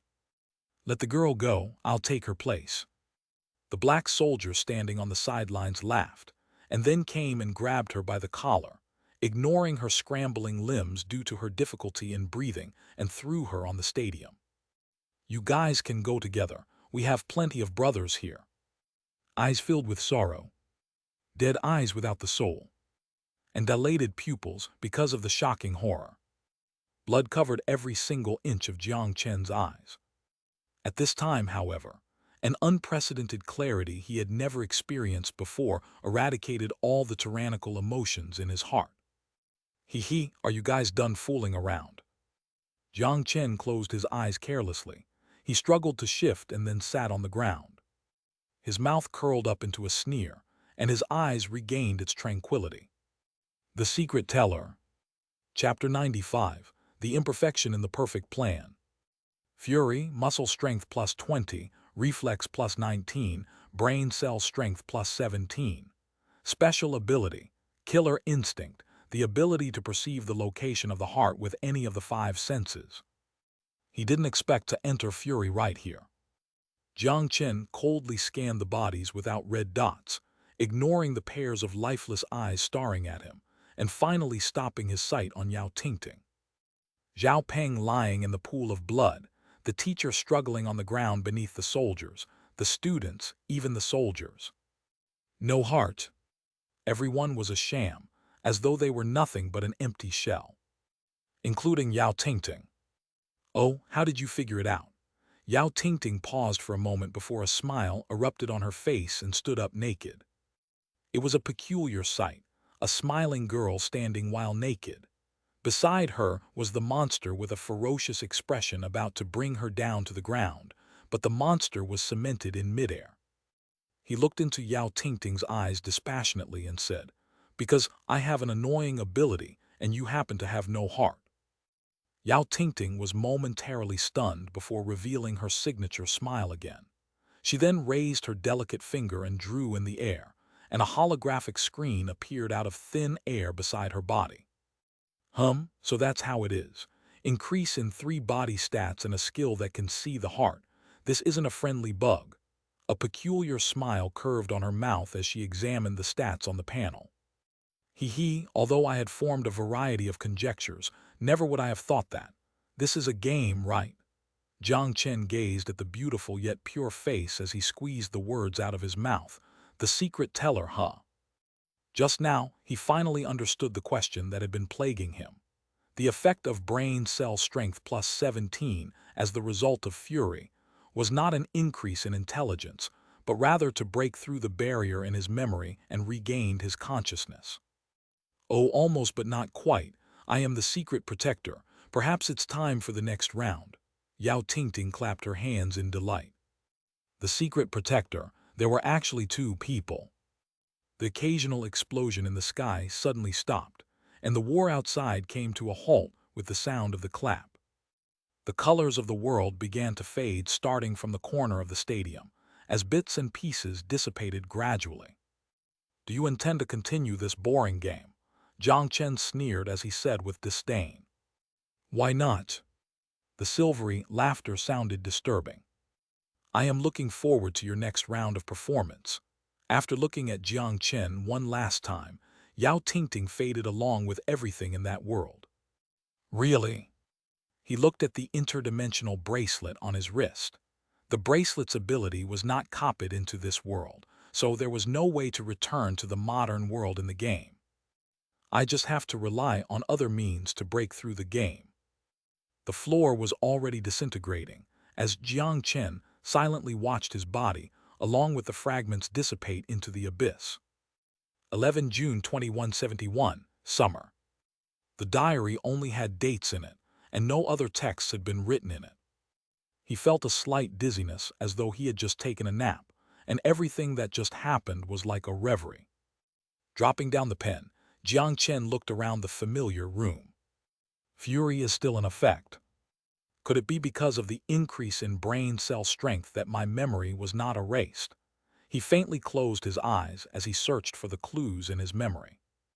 Memory before entering the game was retained, the end cycle memory was saved, and the N1 cycle memory was missing. When he opened his eyes, his line of sight caught the diary to the electronic clock on the table.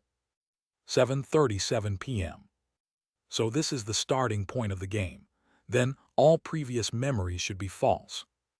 In reality, it didn't feel good to negate the realistic memory one by one. It's as if you're living a great life. Then one night you had a nightmare. A mysterious figure told you that the world in the dream was the reality, and when you woke up you'd go into a virtual world. Yao Tingting is the secret protector. No, to be more accurate, she should have been replaced by a secret at some point. That book was a clue, and Jiang Chen desperately searched for the details in his memory. It appears that when I shared the spoiler, the secret guardian noticed the discrepancy. It was just a sense of déjà vu, but it had thought that I recovered my memory. It seemed that from that point on, the book in Yao Tingting's hands disappeared. That person had been replaced since then. So if this is the case, it suspected that I woke up from the hypnotism, so it replaced Yao Tingting's identity and joined the game as a participant. Therefore, anyone could be the secret protector. Wait, what's the point of this game? Frowning, he sat quietly on the desk as he recalled the diary in the activity room on the second floor of the library. I was escorted into an underground survival base or a research facility. So what, I have memorized everything. They are crazy. Do they think they can create XXX like this? Scratched out. And Yao Tingting's words. I know, I have been paying attention to you. The identity of the informant and the secret protector. All the clues strung together like a key and opened the lock in his heart. The corner of his mouth sliding raised up as he leaned back on the chair. That diary should be the key to break through the game. No wonder the secret guardian always tried to keep me away from the library. Whenever I approached the library, it would see all kinds of method to stop me. Whether it was the so-called ghost in the library or the furious guard. What the secret protector didn't know, however, was that the more it tried to cover up something, the more suspicious he became. It can be said that its constant attempt to stop him actually pushed him to where the truth was located. Even it wiped the memory in his head. It can't wipe the strong feeling of déjà vu. Where did I see this before? Did I seem to be here before? I have experienced this before. Whether it was the drama airing or the opened activity room, everything had the feeling of déjà vu. Perhaps he was there NX week ago, but because there was no memory retention, therefore it ignorantly entered into the next cycle. Force restart could perhaps seal the memory and remove the clues, but it cannot remove the constant feeling of déjà vu. In the end, this feeling led to finding the evidence he searched for in the previous cycle. And then because the end cycle led him into fury, all the evidence was saved to the end plus 1 week. If he didn't manage to jump out of the loop, the game would probably go on and on. What kind of game is this? This is absolutely insane. A game designed for the purpose of an experiment. It inhumanely put people into the game like a lab rat. Then simulate the plot, collect data therefore, allowing the intermediate artificial intelligence to evolve into advanced artificial intelligence. Is this the experiment that the colonel mentioned in his diary? Jiang Chen thought calmly. There was still a lot of suspicions. For example, the secret protector is the absolute controller of the game, then I wouldn't be able to beat it at any rate. But the peculiar cleaning robots, the opened activity room, the diary left as a clue, these obvious bugs are not removed after countless amount of cycles, but had been completely preserved. The secret protector even had to interfere with my actions by actively intervening with the plot to prevent me from getting close to the library. In conclusion, the secret protector's power in the game is similar to that of a game master, but it cannot change the game itself. Also, if the purpose of the game was to allow it to evolve into an advanced AI by observing humans and collecting data, it wouldn't make sense if it was granted the power to change the game. A good analogy would be, if the measuring data is unattractive, and someone manually added 1 or 2 zeros in an experiment, then it wouldn't be considered as an experiment anymore.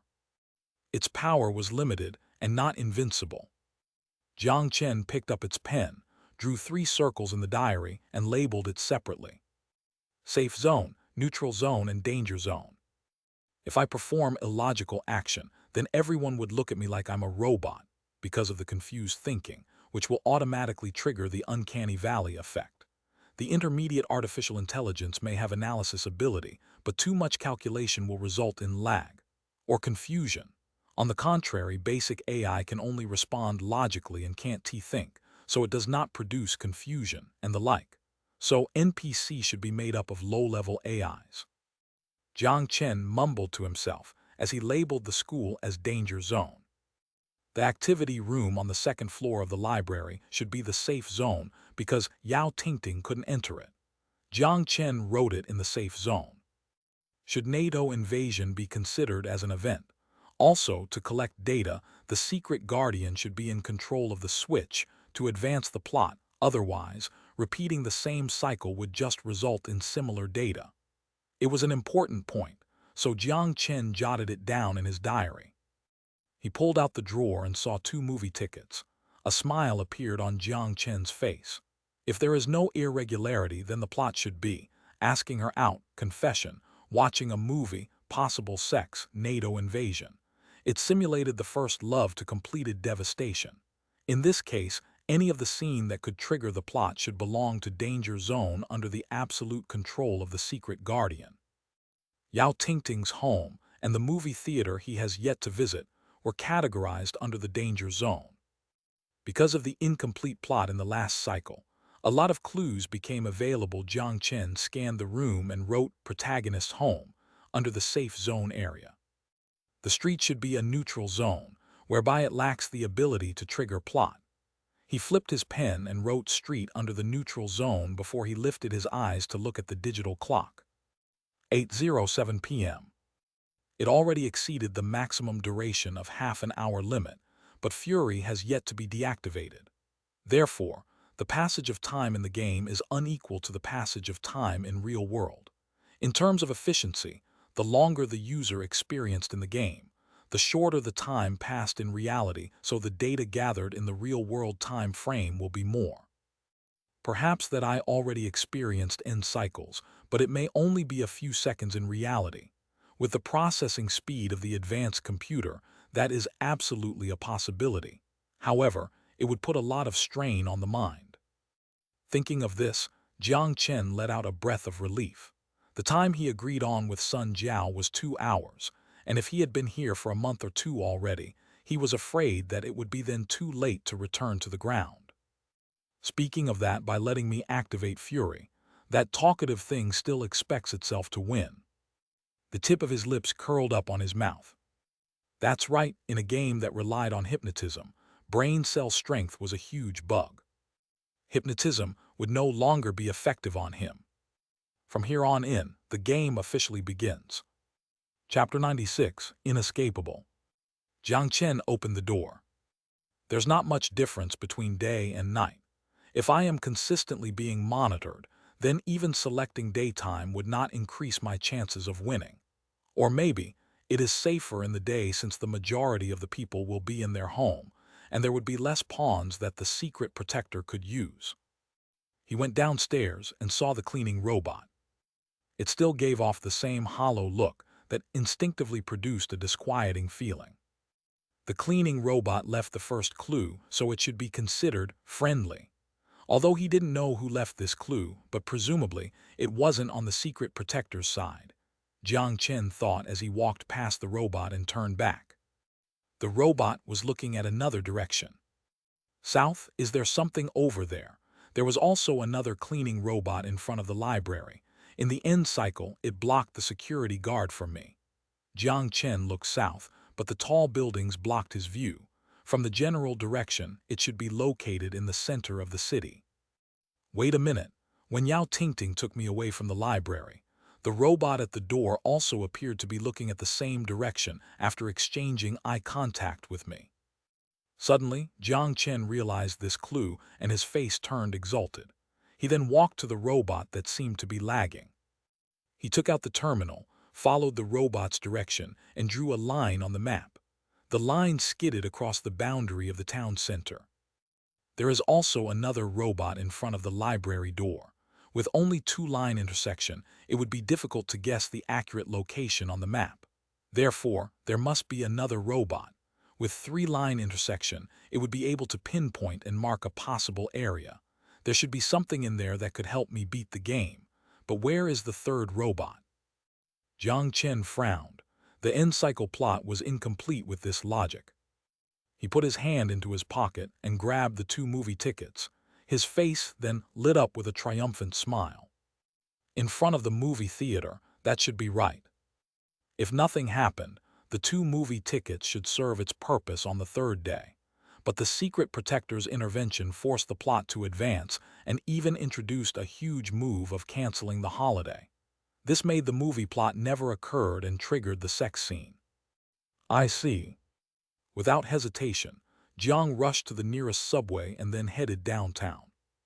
He sprinted out of the subway, jogged across 2 streets and stopped in front of the movie theater, gasping for air. It was that cleaning robot and it was looking straight into his eyes. Then it looked away. Southwest. He pulled out his terminal again and drew a line on the map. Without stopping for a moment, he then returned to the subway and caught the last train.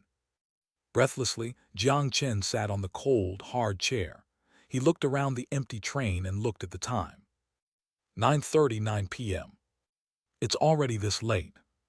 The train arrived at the station as Jiang Chen quickly rushed to the school's direction and stopped in front of the school gate.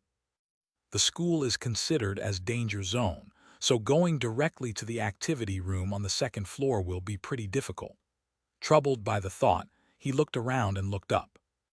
I'm afraid that the secret guardian must be closely monitoring my move and just waiting to make a move as soon as I enter.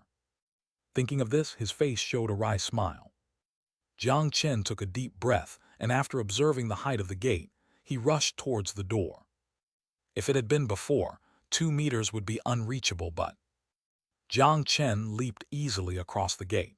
The increase in muscle strength due to fury was perfectly replicated within the game. Indeed, the game data is based on physical data in the real world.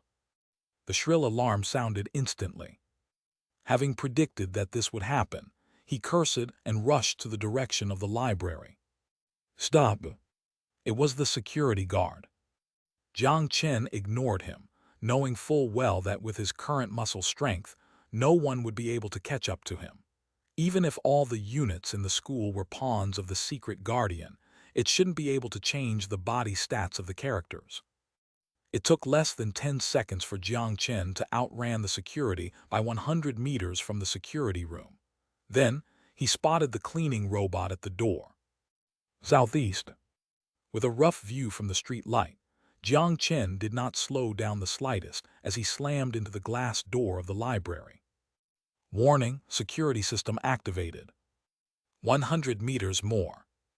The metal gate of the library started closing, and Jiang Chen, who noticed this, gritted his teeth and accelerated. He turned around and maintained his velocity and smashed into the closed glass door. Crash! The glass door was smashed into pieces. At the last possible second, Jiang Chen broke into the library with the metal gate behind firmly shut. Jiang Chen felt the painful cut from his arms, legs, and face, but didn't have time to tend to his wounds. Ignoring the glass shards on the floor, he scrambled to his feet and continued towards the stairs. 2nd floor. End of the hallway. Activity room. The door is shut. Jiang Chen slammed the door, but the door remained firmly shut. Did it close after the security system got activated? Damn, how could it be like this? Jiang Chen desperately beat down the door. Could it be the activity room door is closed at night? That's impossible. What should I do? Haha, where are you going to run now, you bloody thief? The security guard's frightening voice from the other end of the hallway made him drenched in cold sweat. Fuck, how did you get in with the metal door being shut? Jiang Chen swore in his mind, but since it was not the time to think about it, he quickly forced himself to calm down. With a start, he suddenly remembered that he had acquired an access to the terminal using the electronic key on the desk when he turned on the air conditioner with it. No, after the timeline is reset, the access should also be removed. Wait a minute. If the activity room is a special place, then the whitelisted IDs will probably be retained even after the timeline reset. Jiang Chen didn't hesitate anymore after seeing the twisted and hideous face, along with the taser in his hand, from the end of the corridor. He took out the terminal, connected to the local network, and opened the electronic lock. Clicking. The light sound was like an angel's voice to Jiang Chen as his heart turned ecstatic. Then, he rushed to the door and slammed it shut. Dong! The frustrated kicking sound was transmitted through the door. Just as he thought, the room's existence was rather unique, a place similar to the back door of the game. As for the reason for its existence and why the Colonel's diary was kept in here, everything still remained a mystery. However, he had a hunch that he was getting closer to the truth. At the same time, a white light pierced the night sky and lit up the entire city. Jiang Chen quickly went to the window and looked at the bright sky with astonishment. The bright, white light fell down like raindrops as they left ripples on the city's dome. The deafening explosion soon followed as the holy barrier system protecting Wangai was broken through. What kind of energy weapon is this? There was no time to hesitate. Jiang Chen rushed towards the table, opened the drawer, and picked up the pistol inside. A violent explosion came from the outside and made the window viciously vibrate. Was that an airdrop pod? Jiang Chen was alarmed by the explosion coming from downstairs. It should be NATO soldiers forcing their way in. Looking at the gun in his hand, he suddenly realized the purpose of the gun. Jiang Chen took a final glance at the triangle area where the 3 lines intersected on the map. He disengaged the safety and loaded the gun.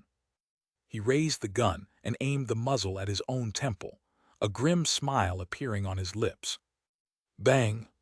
Chapter 97, Zombie Invasion. How much courage would it take to shoot your own head? The question was quite complicated and would depend on the situation. Despite knowing that this was a game, the memory of growing up would still be vivid. How would you describe this feeling? Well, imagine this. You've been living a good life, then one day, you suddenly had the urge to question the authenticity of the world as there was an extra bit of memory added. Despite being fully confident that the newly added memory was the real memory and all the previous memories were fake. And now you had an idea that as long as die, you could escape the game and return to the real world. There was no pain. It's just like closing his eyes for a while. Jiang Chen woke up from the dream again. 7:37 p.m. At that moment, however, his hand was not holding a pen, but rather a black revolver. Looks like you can't escape the game through death. Makes sense. If it's that easy to escape, then the easiest way would be to jump down from the window. Jiang Chen let out a self-deprecating smile and glanced outside the window. The pistol following him after death was a huge bug. Jiang Chen played with the gun in his hands and unloaded the magazine. 16 rounds. The magazine was full again, so this gun should also play a role. Although he didn't know how it happened, it appeared that the bullets were being replenished after every reset of the game. With the gun stuffed in his pocket, Jiang Chen opened the bedroom door, passed through the living room and headed towards the door. It was already night time, but there shouldn't be no difference inside the game. He pulled out his terminal and opened the map. The position marked by the triangle was gone, but he firmly remembered it. The Xinpu Hospital in the Northern District. He put the terminal away and rushed to the direction of the subway. 8:07 p.m. There were only a few pedestrians in the subway. Perhaps it was because the situation was a bit tense recently. Everyone avoided traveling. After the rush hour, only few people could be seen in the subway. Sitting on a cold chair and waiting for the train to slowly accelerate, Jiang Chen sighed as he looked at the small TV on the wall. The host was cracking jokes with his assistants, and the audience was all laughing. He, however, couldn't smile. If everything is fake, Then what about the memory of these past 17 years? Am I too deep into this? Jiang Chen shook his head and touched the gun in his pocket. The cold, metallic feeling gave him a trace of comfort. Not only could he integrate into another world, but he even acquired another set of memory. Even after experiencing death a countless number of times, only seconds passed by in reality. Had the future of technology and science been developed to this extent? Or rather, had it already been terrifying to this point? He somehow felt a little despondent at the moment and gave a wry smile. He just wanted to end this bloody game, and then return the memory that wasn't his back to the server. Kriake. The light suddenly went out without warning, and the carriage shook violently. As soon as it happened, Jiang Chen immediately reached out his hands and grabbed the handrail beside him. Jiang Chen's muscles stretched violently as the pain almost made him broke his teeth, but his hands grasping the handrail did not let go. The passengers, who didn't keep their balance, began to fall as they smashed into the front of the train like thin paper. Pa. Blood covered his line of sight. Enduring his churning stomach, the forceful pulling almost made his eyes burst, and the veins on his arm were about to explode. Boom! The force was so strong that eventually, Jiang Chen could not hold on anymore and fiercely crashed into heaps of dead body. A trail of gruesome sparks flashed across the window. The train appeared to have a rear-end collision. It crashed into the rear of a preceding train and derailed with it. Jiang Chen frantically scrambled to his feet. He dragged his dizzy head and hit the emergency door release button. However, the door failed to open. Has the emergency circuit been destroyed too? Damn! He couldn't think for long because, if he delayed any longer, another train would have come from behind. While shivering, he took out the terminal in pain. He pulled out the cord beside the emergency exit button and connected it to the terminal. Fortunately, it was still functional. After gaining access, Jiang Chen hurriedly pressed the release button and unlocked the access to the safety hammer through the direct connection. Jiang Chen gritted his teeth as he took out the red safety hammer from the partition wall. He used his entire body's strength to smash the window. A layer of white mist along the hammer spread from the point of impact. Another swing. Crushing. The double-pane window was smashed into pieces as white mist burst forth. Just as Jiang Chen was about to climb out of the window, he felt a hand grab his leg. He turned around and saw a woman with dreadful face and pale, white eyes, and then she opened her badly mutilated mouth. He swung his hammer and smashed the woman's head into pieces. Fuck zombies. This time it's a biochemical plot. It appeared that the plot that Secret Guardian could trigger was not limited to NATO invasion. There was no time to think as Jiang Chen noticed that there were some limbs twitching in the heap of bloody corpse. He carried the safety hammer in his hand, jumped out of the window, rolled on the ground, and climbed onto the platform on the other side. Screech! From afar came a screeching sound. It was another train. Jiang Chen desperately ran 100 meters outside the underground tunnel exit. Almost as soon as he had just turned into the groove on the wall of the tunnel, there was another explosion behind him. The broken parts left screeching noise on the concrete wall. The train twisted into a ball as the door plate broke off and embedded into the wall not far away behind Jiang Chen. Jiang Chen suppressed the violent throbbing of his heart. He pulled the sliding door with all his strength, but the door didn't budge. Another swing. The door didn't break, but the concrete holding the door was shattered by his brute force. Jiang Chen pushed the door down and followed the zigzag-shaped stairs and quickly ran outside. When he opened the security door and stepped on the ground, the scene that greeted him stunned him. Like a scene straight from an apocalypse. The entire street was in mayhem. Cars collided into each other or exploded or broke down on the road. The entire area was a mess. Horrified screams came one after another. People fought, or more accurately, zombies were hunting the fleeing humans. The pairs of pale, white eyes were much more frightening under the light. Occasionally, there were people who would smash the window open and frantically jump out, but their fate was either to fall to their death or to be devoured by the zombies below. Hungry? Jiang Chen felt a sudden chill on his back as he turned around and found a zombie was heading towards him. He didn't think as he swung the hammer, then the zombie's head flew out like a golf ball. Suppressing the nausea, Jiang Chen hurriedly took out the map to verify his location. He was only 2 streets north of the hospital. Fortunately, the train collision was close to the destination. After confirming his location, he immediately ran to the other side of the street. Zombies were stronger during night time. The night devoid of UV lights couldn't restrict its fighting prowess. Of course, these zombies were still within the first stage of mutation. The useless fat was still attached to the body. In a few years' time, once the zombies metamorphosed the body fats into dense muscles, their speed would be more than double. However, there was no use talking about this, as even fresh zombies would be impossible to defeat once they banded together. Jiang Chen smashed another zombie in front of him before jumping on top of the car. Before he got surrounded by the zombies, he hopped on another car 3 meters away. Jiang Chen's shoes left a huge dent on the roof. Not stopping to take a look, he then landed on another vehicle. With the power of fury, the distance was nothing to him, and by hopping on the vehicles, he narrowly escaped from the zombie-infested street. His feet landed heavily on the concrete ground before the howling zombies could swarm around him. His hammer swung and killed off 2 zombies as he desperately ran to the direction of the hospital. 100 meters. 20 meters. He darted to the stairs in front of the door.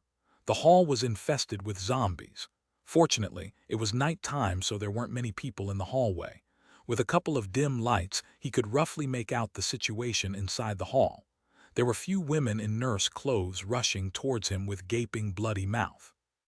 Jiang Chen gritted his teeth as he motioned his already sore arm muscles to make another hit. It shattered the zombies into pieces.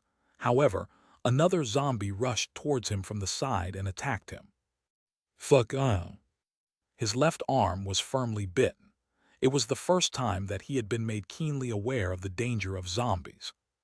The zombies were beginning to circle him. Jiang Chen kicked the zombies away and took out the revolver. Bang! The bullet penetrated the zombie's head. Bang!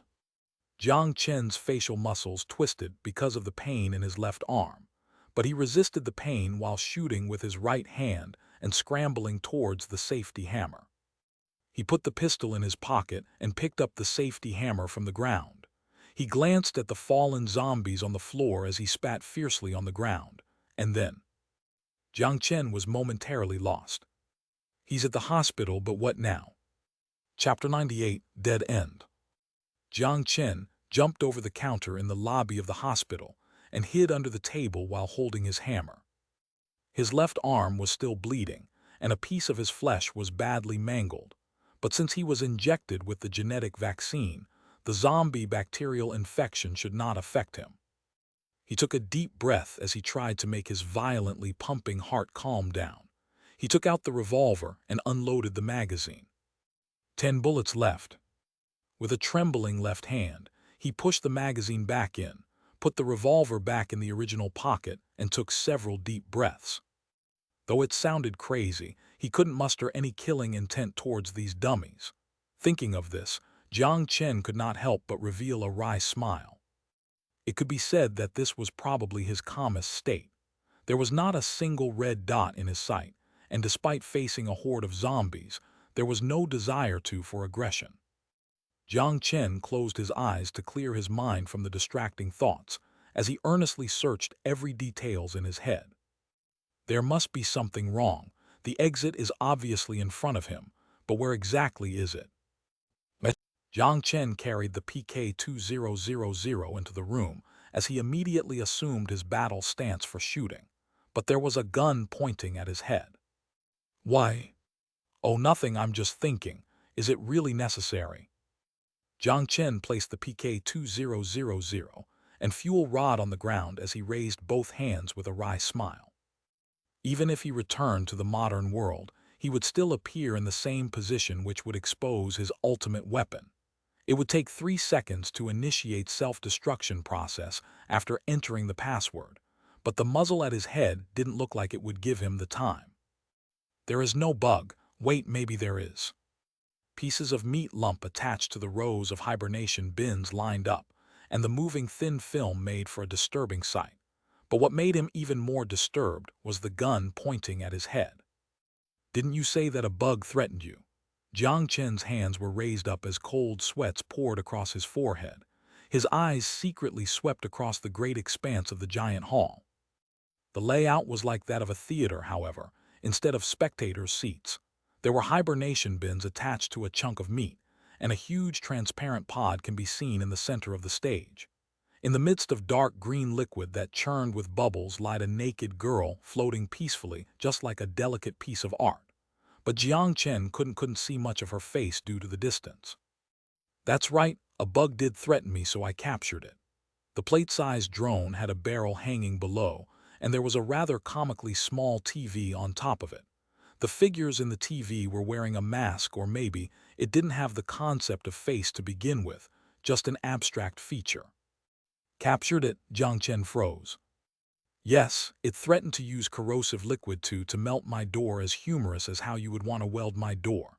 Hee. So I let it in and then used the particle cannon to blow up half of its body, it said, and an excessively long cannon fell from above. Jiang Chen couldn't help but break out a cold sweat while looking at it. He stared at the frightening dent left on the ground, and somewhat had difficulty swallowing. To my surprise, the rest of it seemed alive, so I dismembered it into pieces and raised it in the hibernation bin. The secret informant in the small TV shrugged and laughed merrily. What about the people in the hibernation bins? They have been long dead, so I reused the waste. I believe they won't mind. Oh, speaking of this, the person in the pod should look pretty good in accordance to your aesthetic standard. Would you feel any sexual desire if I bring her in front of you? The secret informant blinked. I believe no one would with a gun pointed at their head.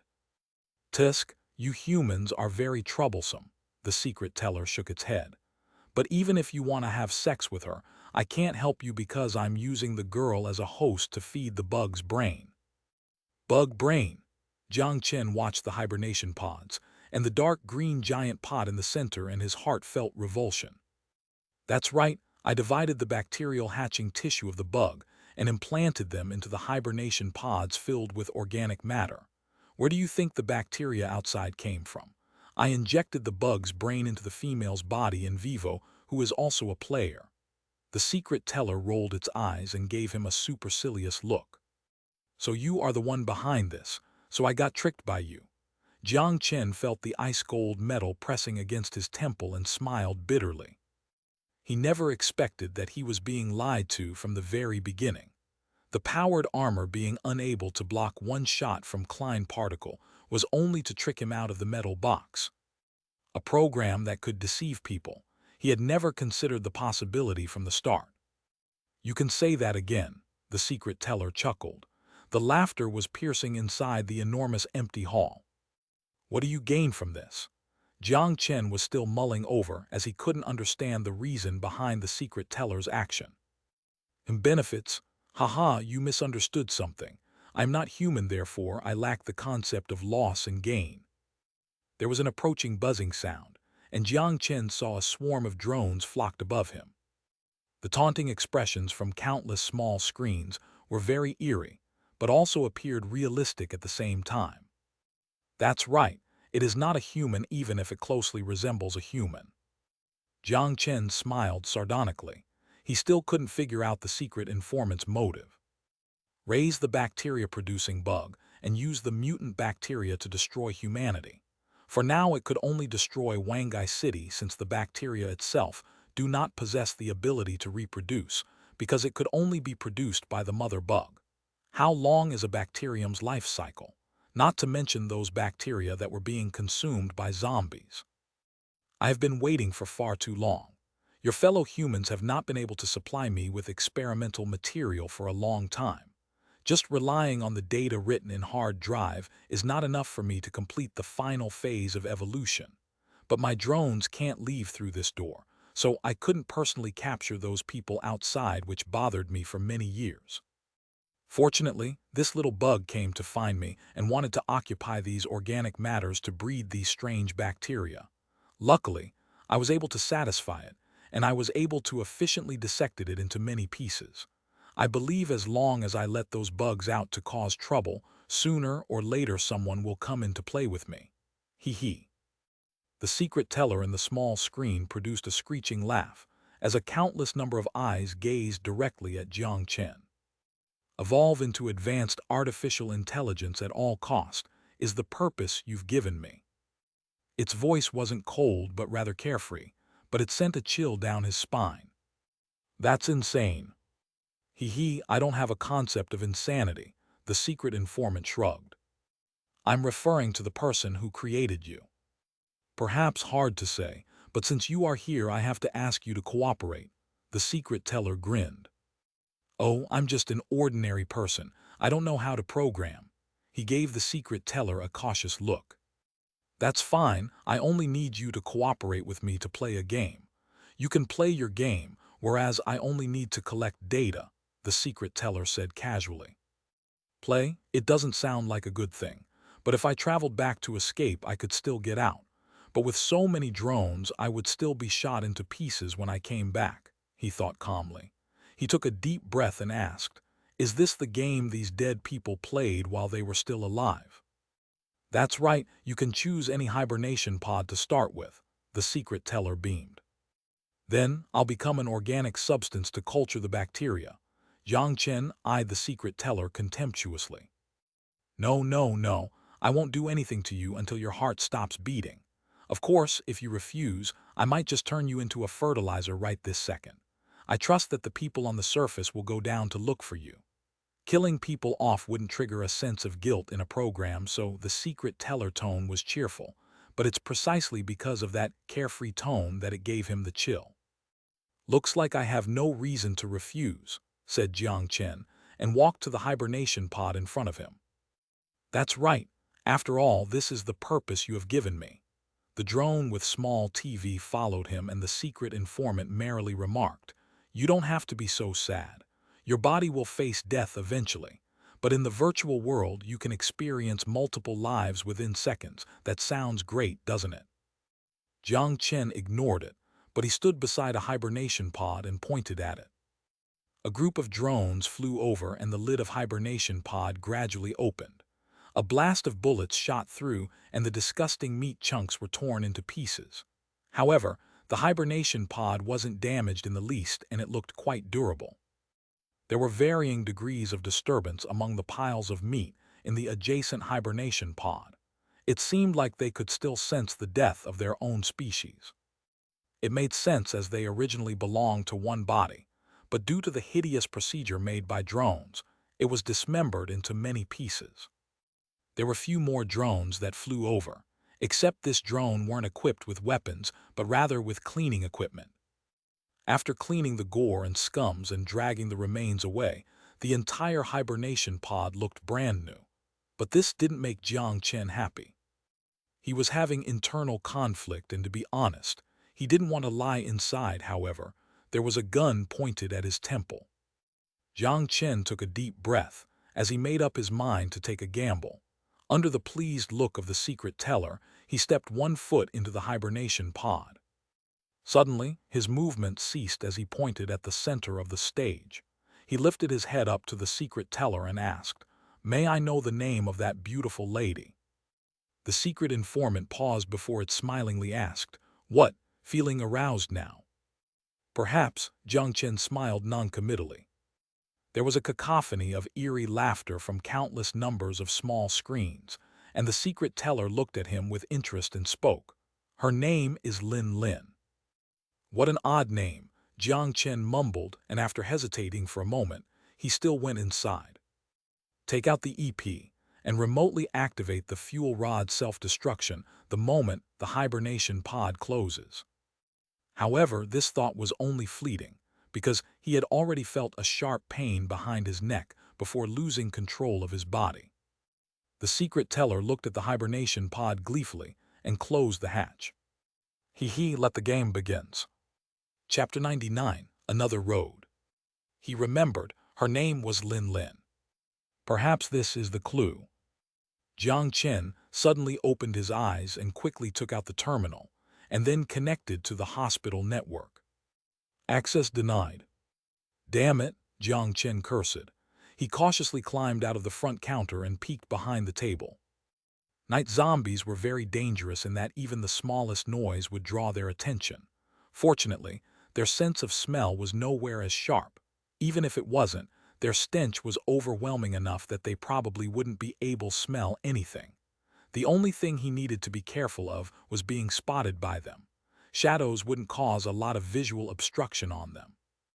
Zombies also had poor balance, especially the freshly mutated ones. In this case, the stairs in front of the hospital would be an obstruction for the zombies outside, as long as one didn't make too much noise. There were only 2 zombies in the hall. They were probably drawn to the gunfire and wandered off from the hallway.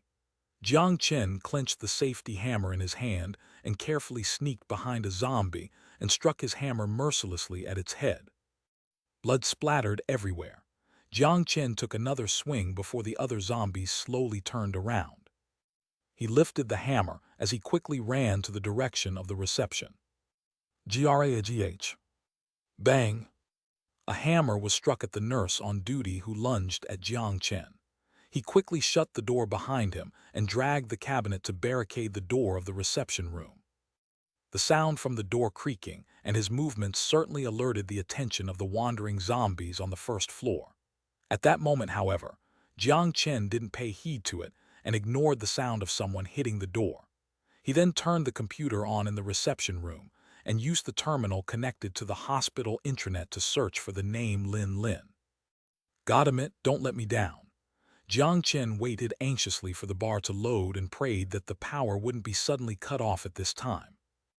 Although there are backup generators in the hospital, he didn't want to take the risk of searching for its switch. Regardless of how strong his body and breakthroughs were, his stamina was still limited. Facing against zombies in the entire building was just unrealistic. Yes. Jiang Chen excitedly rushed in front of the computer. 3rd floor, room 103, bed 01. Sure enough, the girl was a key character, and he was lucky to get her name. Jiang Chen hastily pulled out the holographic image of the hospital and confirmed its location. However, just as he was about to break through the door, something unexpected happened. Power outage. The entire hospital was blanketed in darkness, and even the faint lights went out, which made him completely blind. However, zombies have night vision. Damn it, Jiang Chen cursed in his mind as he glanced at his still bleeding left arm. However, there was no medical supply in the reception room. He was running out of time. If he couldn't make it on time, he would have to do it all over again. While taking a deep breath, he opened the drawers. Notebook, pen, tape, paper towel, flashlight. He quickly unrolled the paper towel and haphazardly wrapped it around his wound with tape to stop the bleeding. Since this was a game, he didn't give it more thought whether it was hygienic or not. He found a paper-thin phone on the body of the nurse and set it up to alarm in 10 seconds, and then threw it out the window of the reception room. The loud alarm undoubtedly attracted all the attention of the zombies as they rushed madly to the location of the phone. Jiang Chen seized this opportunity to run out of the room. The alarm wouldn't keep the zombies' attention for long. Once the zombies realized it was not breathing, they would start ignoring it. The hallway was pitch black, and it was a good thing Jiang Chen had a flashlight he could use. At any rate, the zombies could even see in the dark, so there was no point hiding in the dark. Thus he kept the light on while dashing frantically to the stairs. There were 2 zombies on top of the stairs, and after discovering him, they lunged at him. However, due to the asymmetry of the steps, the zombies fell on their own after going downstairs. Jiang Chen went up and brandished his hammer twice, and then continued to go up without turning back. It was more crowded on the 2nd floor, so naturally, the mutant zombie population here was denser. The zombies in the hallway were alerted by the noise but still met with the obstacle at the stairs. The hungry horde flocked around his direction and rapidly moved forward, and just like what he expected, they all tripped at the last step and stumbled down. Jiang Chen's scalp went numb while looking at the horde of zombies behind him. He gritted his teeth and continued his way to the third floor. Luckily, there were fewer zombies on the third floor. After clobbering 4 zombies with the safety hammer, he successfully made it to room 103. He broke the door open without hesitation and secured the door behind him with a safety hammer inserted between the door handle. Bang, bang. Jiang Chen leaned against the door for a little while to ensure that the zombies couldn't open the door before he backed away from the door little by little. That when he noticed a pair of eyes watching him. It was from a frail figure leaning against the window. The girl was quietly observing him with her hands casually tucked into a large white coat, giving off an unseemly and silly impression. And that look. How to describe that look? The look was quite subtle. It's as though she was looking at a bug. "Hey, you even came here." The girl glanced at Jiang Chen indifferently and sighed. "Are you Lin Lin?" Jiang Chen took a deep breath and then asked tentatively. He wanted to know how to leave the game, but he wasn't sure which side the girl was on. Was she on the artificial intelligence's side, or she didn't want to help either side? "That's right," Lin Lin prompted impatiently. With a wry smile, Jiang Chen took a few steps forward and tried to close their distance to show his friendly intention. "Stop, who said you can come closer?" Jiang Chen hadn't even taken a few steps before a disdained look appeared on Lin Lin's face. She gave him a ferocious look and cursed under her breath, "Low life." Jiang Chen was prepared to talk nicely, but her words immediately infuriated him. What are you doing?" She was unable to keep the fear from her voice when she saw Jiang Chen approaching her with an unpleasant look. Seeing her frightened look, Jiang Chen couldn't help the wicked grin forming on his face. "Me, of course I want to." Bang! The door was knocked down violently, and a metallic screeching sounded through the door. Whoosh! Yao Tingting's entire body was covered in blood, and there was a blood-curdling chainsaw in her hands. She wore a blank yet crazed look. Bang!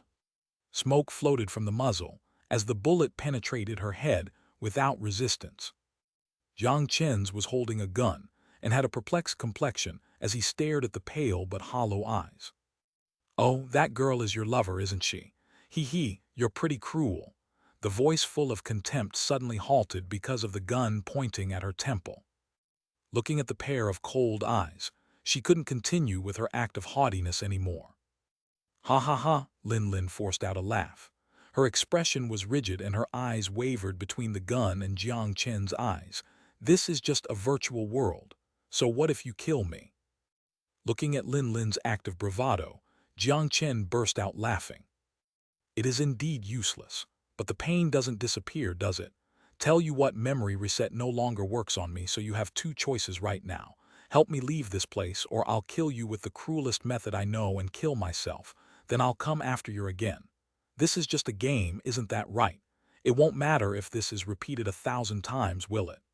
Jiang Chen's face turned grimmer and grimmer. Since she acted like she didn't want to say anything, he had to resort to coercion. You devil, you can't RPE me." Lin Lin screamed hysterically while covering her head and retreating backwards. Jiang Chen froze. Did I say that I'm going to RPE you? You must be RPing me with your eyes right now, and you must be thinking of using your big Tamai and see me disgraced, and then insult me while wearing your evil smile, right? Woo! Lin Lin's face was full of shame, and she was staring at him with teary eyes. Both of her hands covered her shoulder while she shrunk back. Jiang Chen was utterly dumbfounded, and after a long while he cursed out. "Fucking." "No." Lin Lin timidly raised her hands up and retreated more before she was startled by his sudden outburst. "What kind of imagination is this?" Jiang Chen's expression went rigid and his mouth twitched. He stepped forward and reached out to hold her chin up, put on the most vicious look he could think of, and stared into the pair of frightened eyes. "I'm not going to waste any more time with you. Tell me how to get out of here now." You can't beat it, so what good it would be if you're able to leave? It's a demon. It will force you to go back to the game." Jiang Chen's malevolent words had broken down her mental fortitude, and she hysterically screamed out. "You don't have to worry about it. I naturally have my ways." Jiang Chen's eyes narrowed. "So what if you leave? I know exactly what the outside world is like right now." Lin Lin shivered, but she managed to muster enough courage to raise her head. "What's wrong with staying here?" "It's not good however you look at it." Jiang Chen looked at her in surprise and laughed. "Are you really willing to be manipulated by a program? To be manipulated repeatedly for 1,000 times? You brought that upon yourself. I'm sure you're already aware that any starting point in the game is considered a safe zone. If you don't go out, it will not trigger any plot, then it won't be able to do anything to you. Do you understand? This is the biggest bug of the game, and as long as you break through the barrier in your memory, you can continue to stay." "You said you stayed in the room the entire time." Jiang Chen interrupted her. Lin Lin gave Jiang Chen a contemptuous look, and then fearfully glanced at the gun in his hand. "That's right, as long as I don't go out and continue to play the girl in the ward, it won't trigger any plot to advance. He, do you understand now? The artificial intelligence can't do anything to you. Although there is a Dumbas lying outside the door, but as long as you don't leave, she wouldn't be able to enter this room. This is the setting and it can't be changed." She noticed that Jiang Chen was looking at her with a peculiar expression. What do you want?" That look made her feel sick. She felt instinctual fear towards the man. "I feel sorry for you." But she was mistaken. It was a look of pity and not of a wicked intention she had initially thought. This time, it was Lin Lin's time to be surprised. Her mouth was askew as she blankly looked at Jiang Chen, who put the gun down. "How many weeks had it been?" "And Cycle, who would remember these things," Lin Lin muttered. "If I hadn't guessed incorrectly, you wouldn't have died in the pod, right? So in the real world, you've probably spent 20 years, and if we convert that into game time, 200,000 years. 200 million years. You've stayed in this cramped little room." Jiang Chen gave the room a once-over. "It's no big deal. I selectively follow the rules of the game and reset part of my memories." Lin Lin mumbled and bowed her head before looking away reluctantly. "So you, inferior creature, are so troublesome that you can't even bear it for a few days." A few days were obviously referring to the time in real world. To Lin Lin's surprise, when he heard the words inferior creature, he didn't reveal an angry expression, but instead stared into her eyes for a long time before sighing and then talked about things not related to this world. "The outside is in shambles right now, the rural areas are better. The entire downtown is like a huge reactor. I haven't been to the coastline, so the situation there is not clear. The entire Wangai city, no, to be precise. The entire world is like this." That's really a pity, so I say, why don't you?" Jiang Chen gazed at her with a look full of meaning, and interrupted her, then continued talking to himself. "But people are still trying their best to survive even when the war left the world in shambles.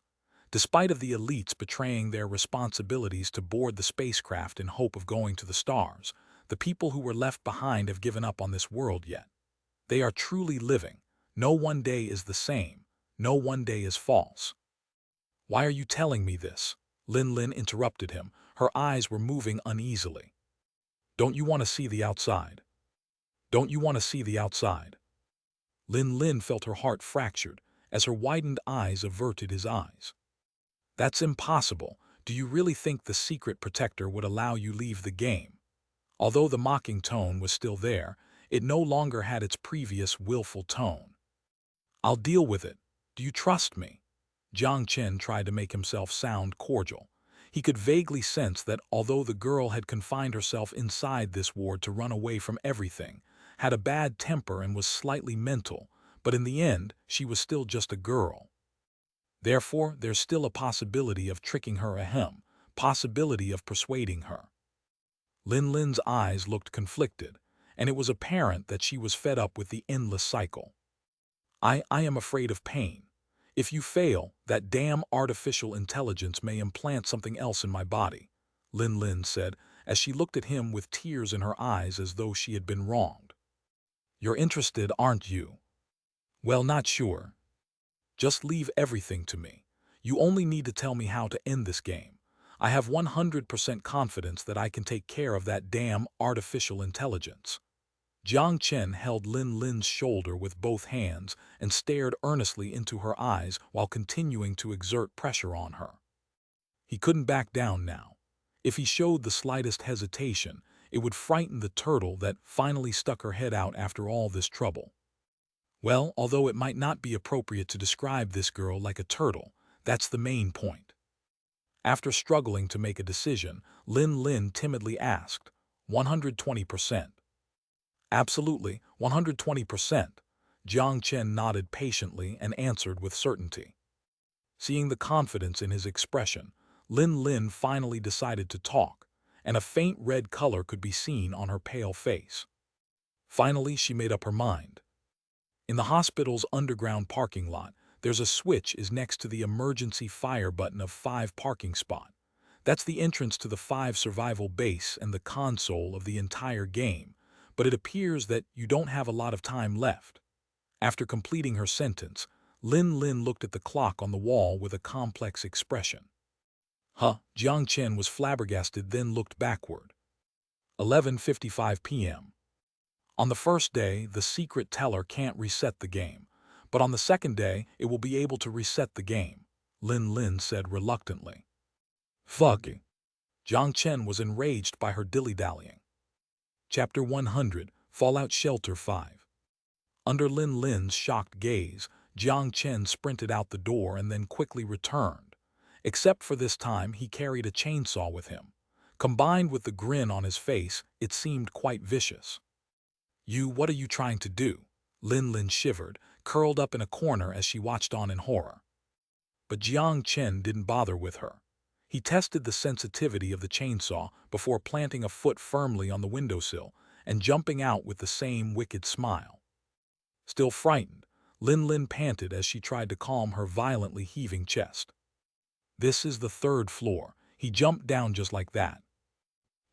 As both feet slammed into the ground, Jiang Chen's body smoothly dropped and rolled, managing to break the fall together with his reflex of 48.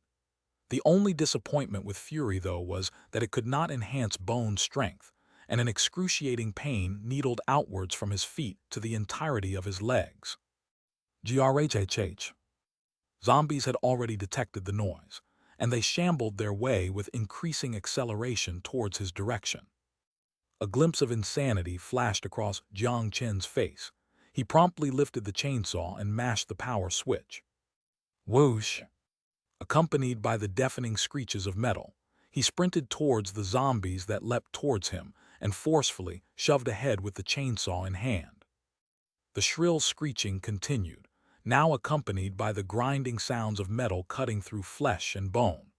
The resistance against his palm as well as the agitation in his stomach made him grit his teeth and push forward. He swung the chainsaw and hacked the zombies into pieces, letting the black blood stain his entire face and shirt. Jiang Chen roared, maintaining his sprint as he desperately ran towards the underground parking. Fortunately, the Fury state was not excited by the data-simulated blood. In a normal instance, this amount of blood would have had him following his instincts and running into the middle of the zombie horde. Recalling the map from the reception room, Jiang Chen carried the screeching chainsaw and gouged the window open to the bathroom and jumped inside, blocking the zombies at the window. He chopped up 2 female zombies, who had their bottoms half covered, before kicking through the bathroom door and dashing out. The area outside of the reception room was full of zombies. He couldn't go through the main hall, so he opted to cut through. He didn't stop for a single moment. There was no time to care about exaggerated movements attracting zombies. Jiang Chen pushed through the office door to the bathroom and kicked the door into pieces. Inside the dark hallway, zombies had already begun to howl. After rushing into the room, Jiang Chen dragged the cupboard to block behind him and ran to the window without turning to look back. He broke through the window using his chainsaw and jumped out. The zombies rushed the door, tripping over the fallen cupboard, some managing to crawl swiftly into the room. But Jiang Chen had already escaped outside, and after chopping through a few more wandering zombies, ran for his life into the underground parking. There was half a minute left. No zombies to be seen in the underground parking. Jiang Chen gritted his teeth and threw away the chainsaw. He grabbed the flashlight he had found in the reception room and scanned the pitch-black area. Here it is. The number 5 was painted at the top in white, far away from him. Jiang Chen dashed towards it and smashed the red button.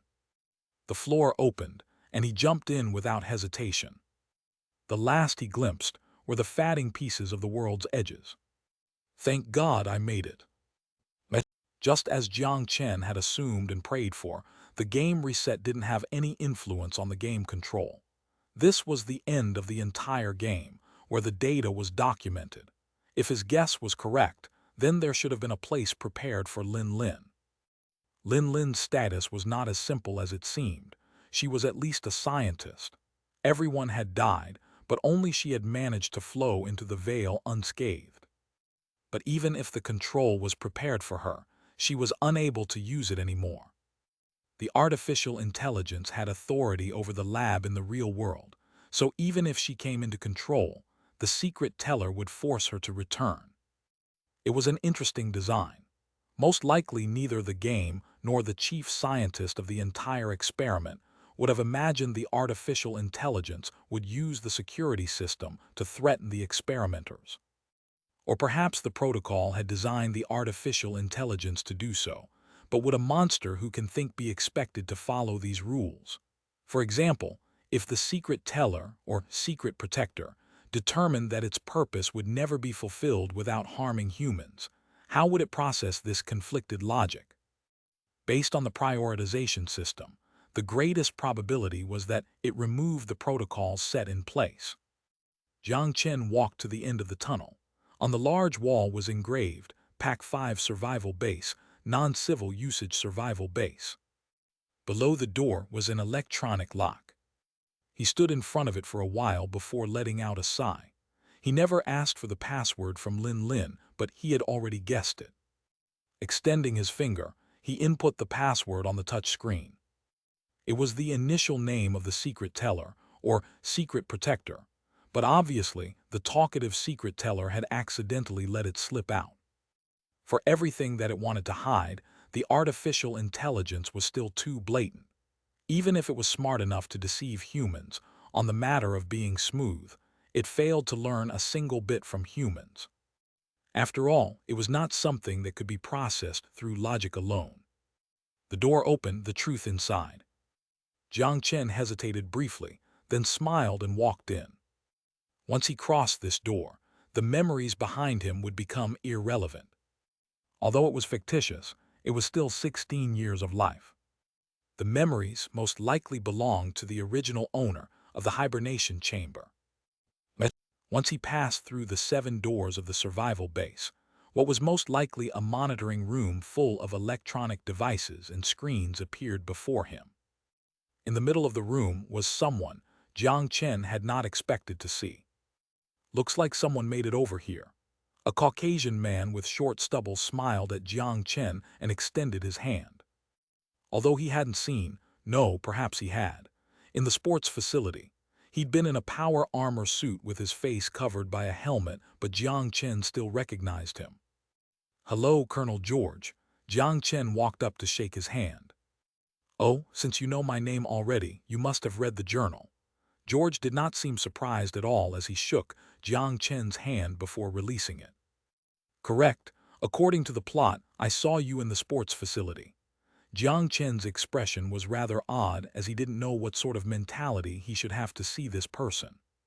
The plot in the sports facility, that's the one designed with my memory as the blueprint. George seemed to be reminiscing. It was Jiang Chen who was shocked instead. He hadn't observed the dead body being infected by the meat chunks.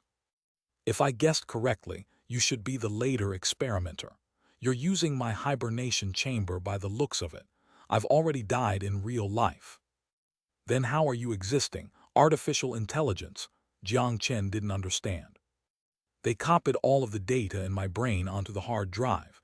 I can be considered to be a basic artificial intelligence. George smiled. I have a feeling that you're closer to an advanced artificial intelligence rather than an intermediate one. Since he already passed the game portion, and the time in the game was a fraction of the real world's, Jiang Chen no longer felt rushed and freely chatted with George. But despite beating the game, there were still many questions left on his mind. That's only an illusion, George shrugged. I stand from George's perspective to perform logical questions and answers, but I don't possess an intermediate artificial intelligence's ability to think, or an advanced artificial intelligence's ability to have emotions. Is there a difference? From my perspective, you're just like a person. Jiang Chen raised his eyebrows, still confused. Of course there's a big difference. What you're talking to is a specter of George, not an artificial intelligence, George said to Jiang Chen's incomprehension. He then walked to a screen and pressed a button on the control panel. I've been injected with a genetic vaccine, the advanced type. So I realized that being able to escape the brainwashing was not only due to my brain cell strength, but also emotion. Emotion? Jiang Chen asked, unsure why the colonel suddenly brought this up. Something a machine would never truly possess. It's like how even if you teach a parrot to talk, you could never teach it human emotion. Science seems to have proved the possibility of expressing emotion with pure logic, but from a human point of view, I still don't agree with this. George fiddled with a few buttons on the touch screen.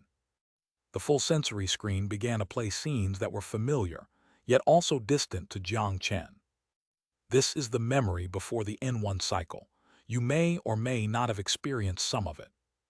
It did feel like he had encountered them before. Could this be the feeling of déjà vu? There was a happy ending where both managed to escape, but mostly they were bad endings. The rape incident by the NATO soldier who dropped from the skis was only one of them. Jiang Chen even saw one where Yao Tingting realized the protagonist cheated on her and dissected him at her home with a chainsaw. The scene made Jiang Chen shiver. He finally knew where the chainsaw came from. The standard plot should be a 5-day cycle, but because you broke the memory blockade in the end cycle, the secret teller used its power to trigger the 5th-day plot on the 4th day. If you follow the standard plot, what you experience will most likely be what I experience the most. Jiang Chen recalled the plot in the sports facility, suddenly remembering a detail that was mentioned in the diary. The female character's design was based on that girl. I'm guessing you've already read the diary. George murmured to himself. If I had just disciplined my troops, she would not have died in humiliation. Maybe this was my punishment. The game created a fictitious me, put my consciousness into a boy that liked her, and through an endless number of cycles, collected emotional data on hatred, regret, and guilt. Jiang Chen's mouth twitched. He didn't know what to say. Out of 510 experimenters, 409 managed to escape the experiment, but all ended up being forced back into the game. The emotion in the game reflected onto the real body. Crying in the game stimulated the lacrimal gland, anger stimulated the amygdala, and all of these happened instantaneously in reality. Everyone eventually died of a seizure, including me. The middle-aged man's facial expression remained fixed, as if his life and death had nothing to do with him. He then pressed a few more buttons on the control panel. The exit is here, the truth is also here. The choice is in your hands, to leave, or to stay here and spend your life in eternity. Is that even a question? The answer is obvious. Jiang Chen laughed. Without another word, George extended his hands in a pleased gesture, then stood aside.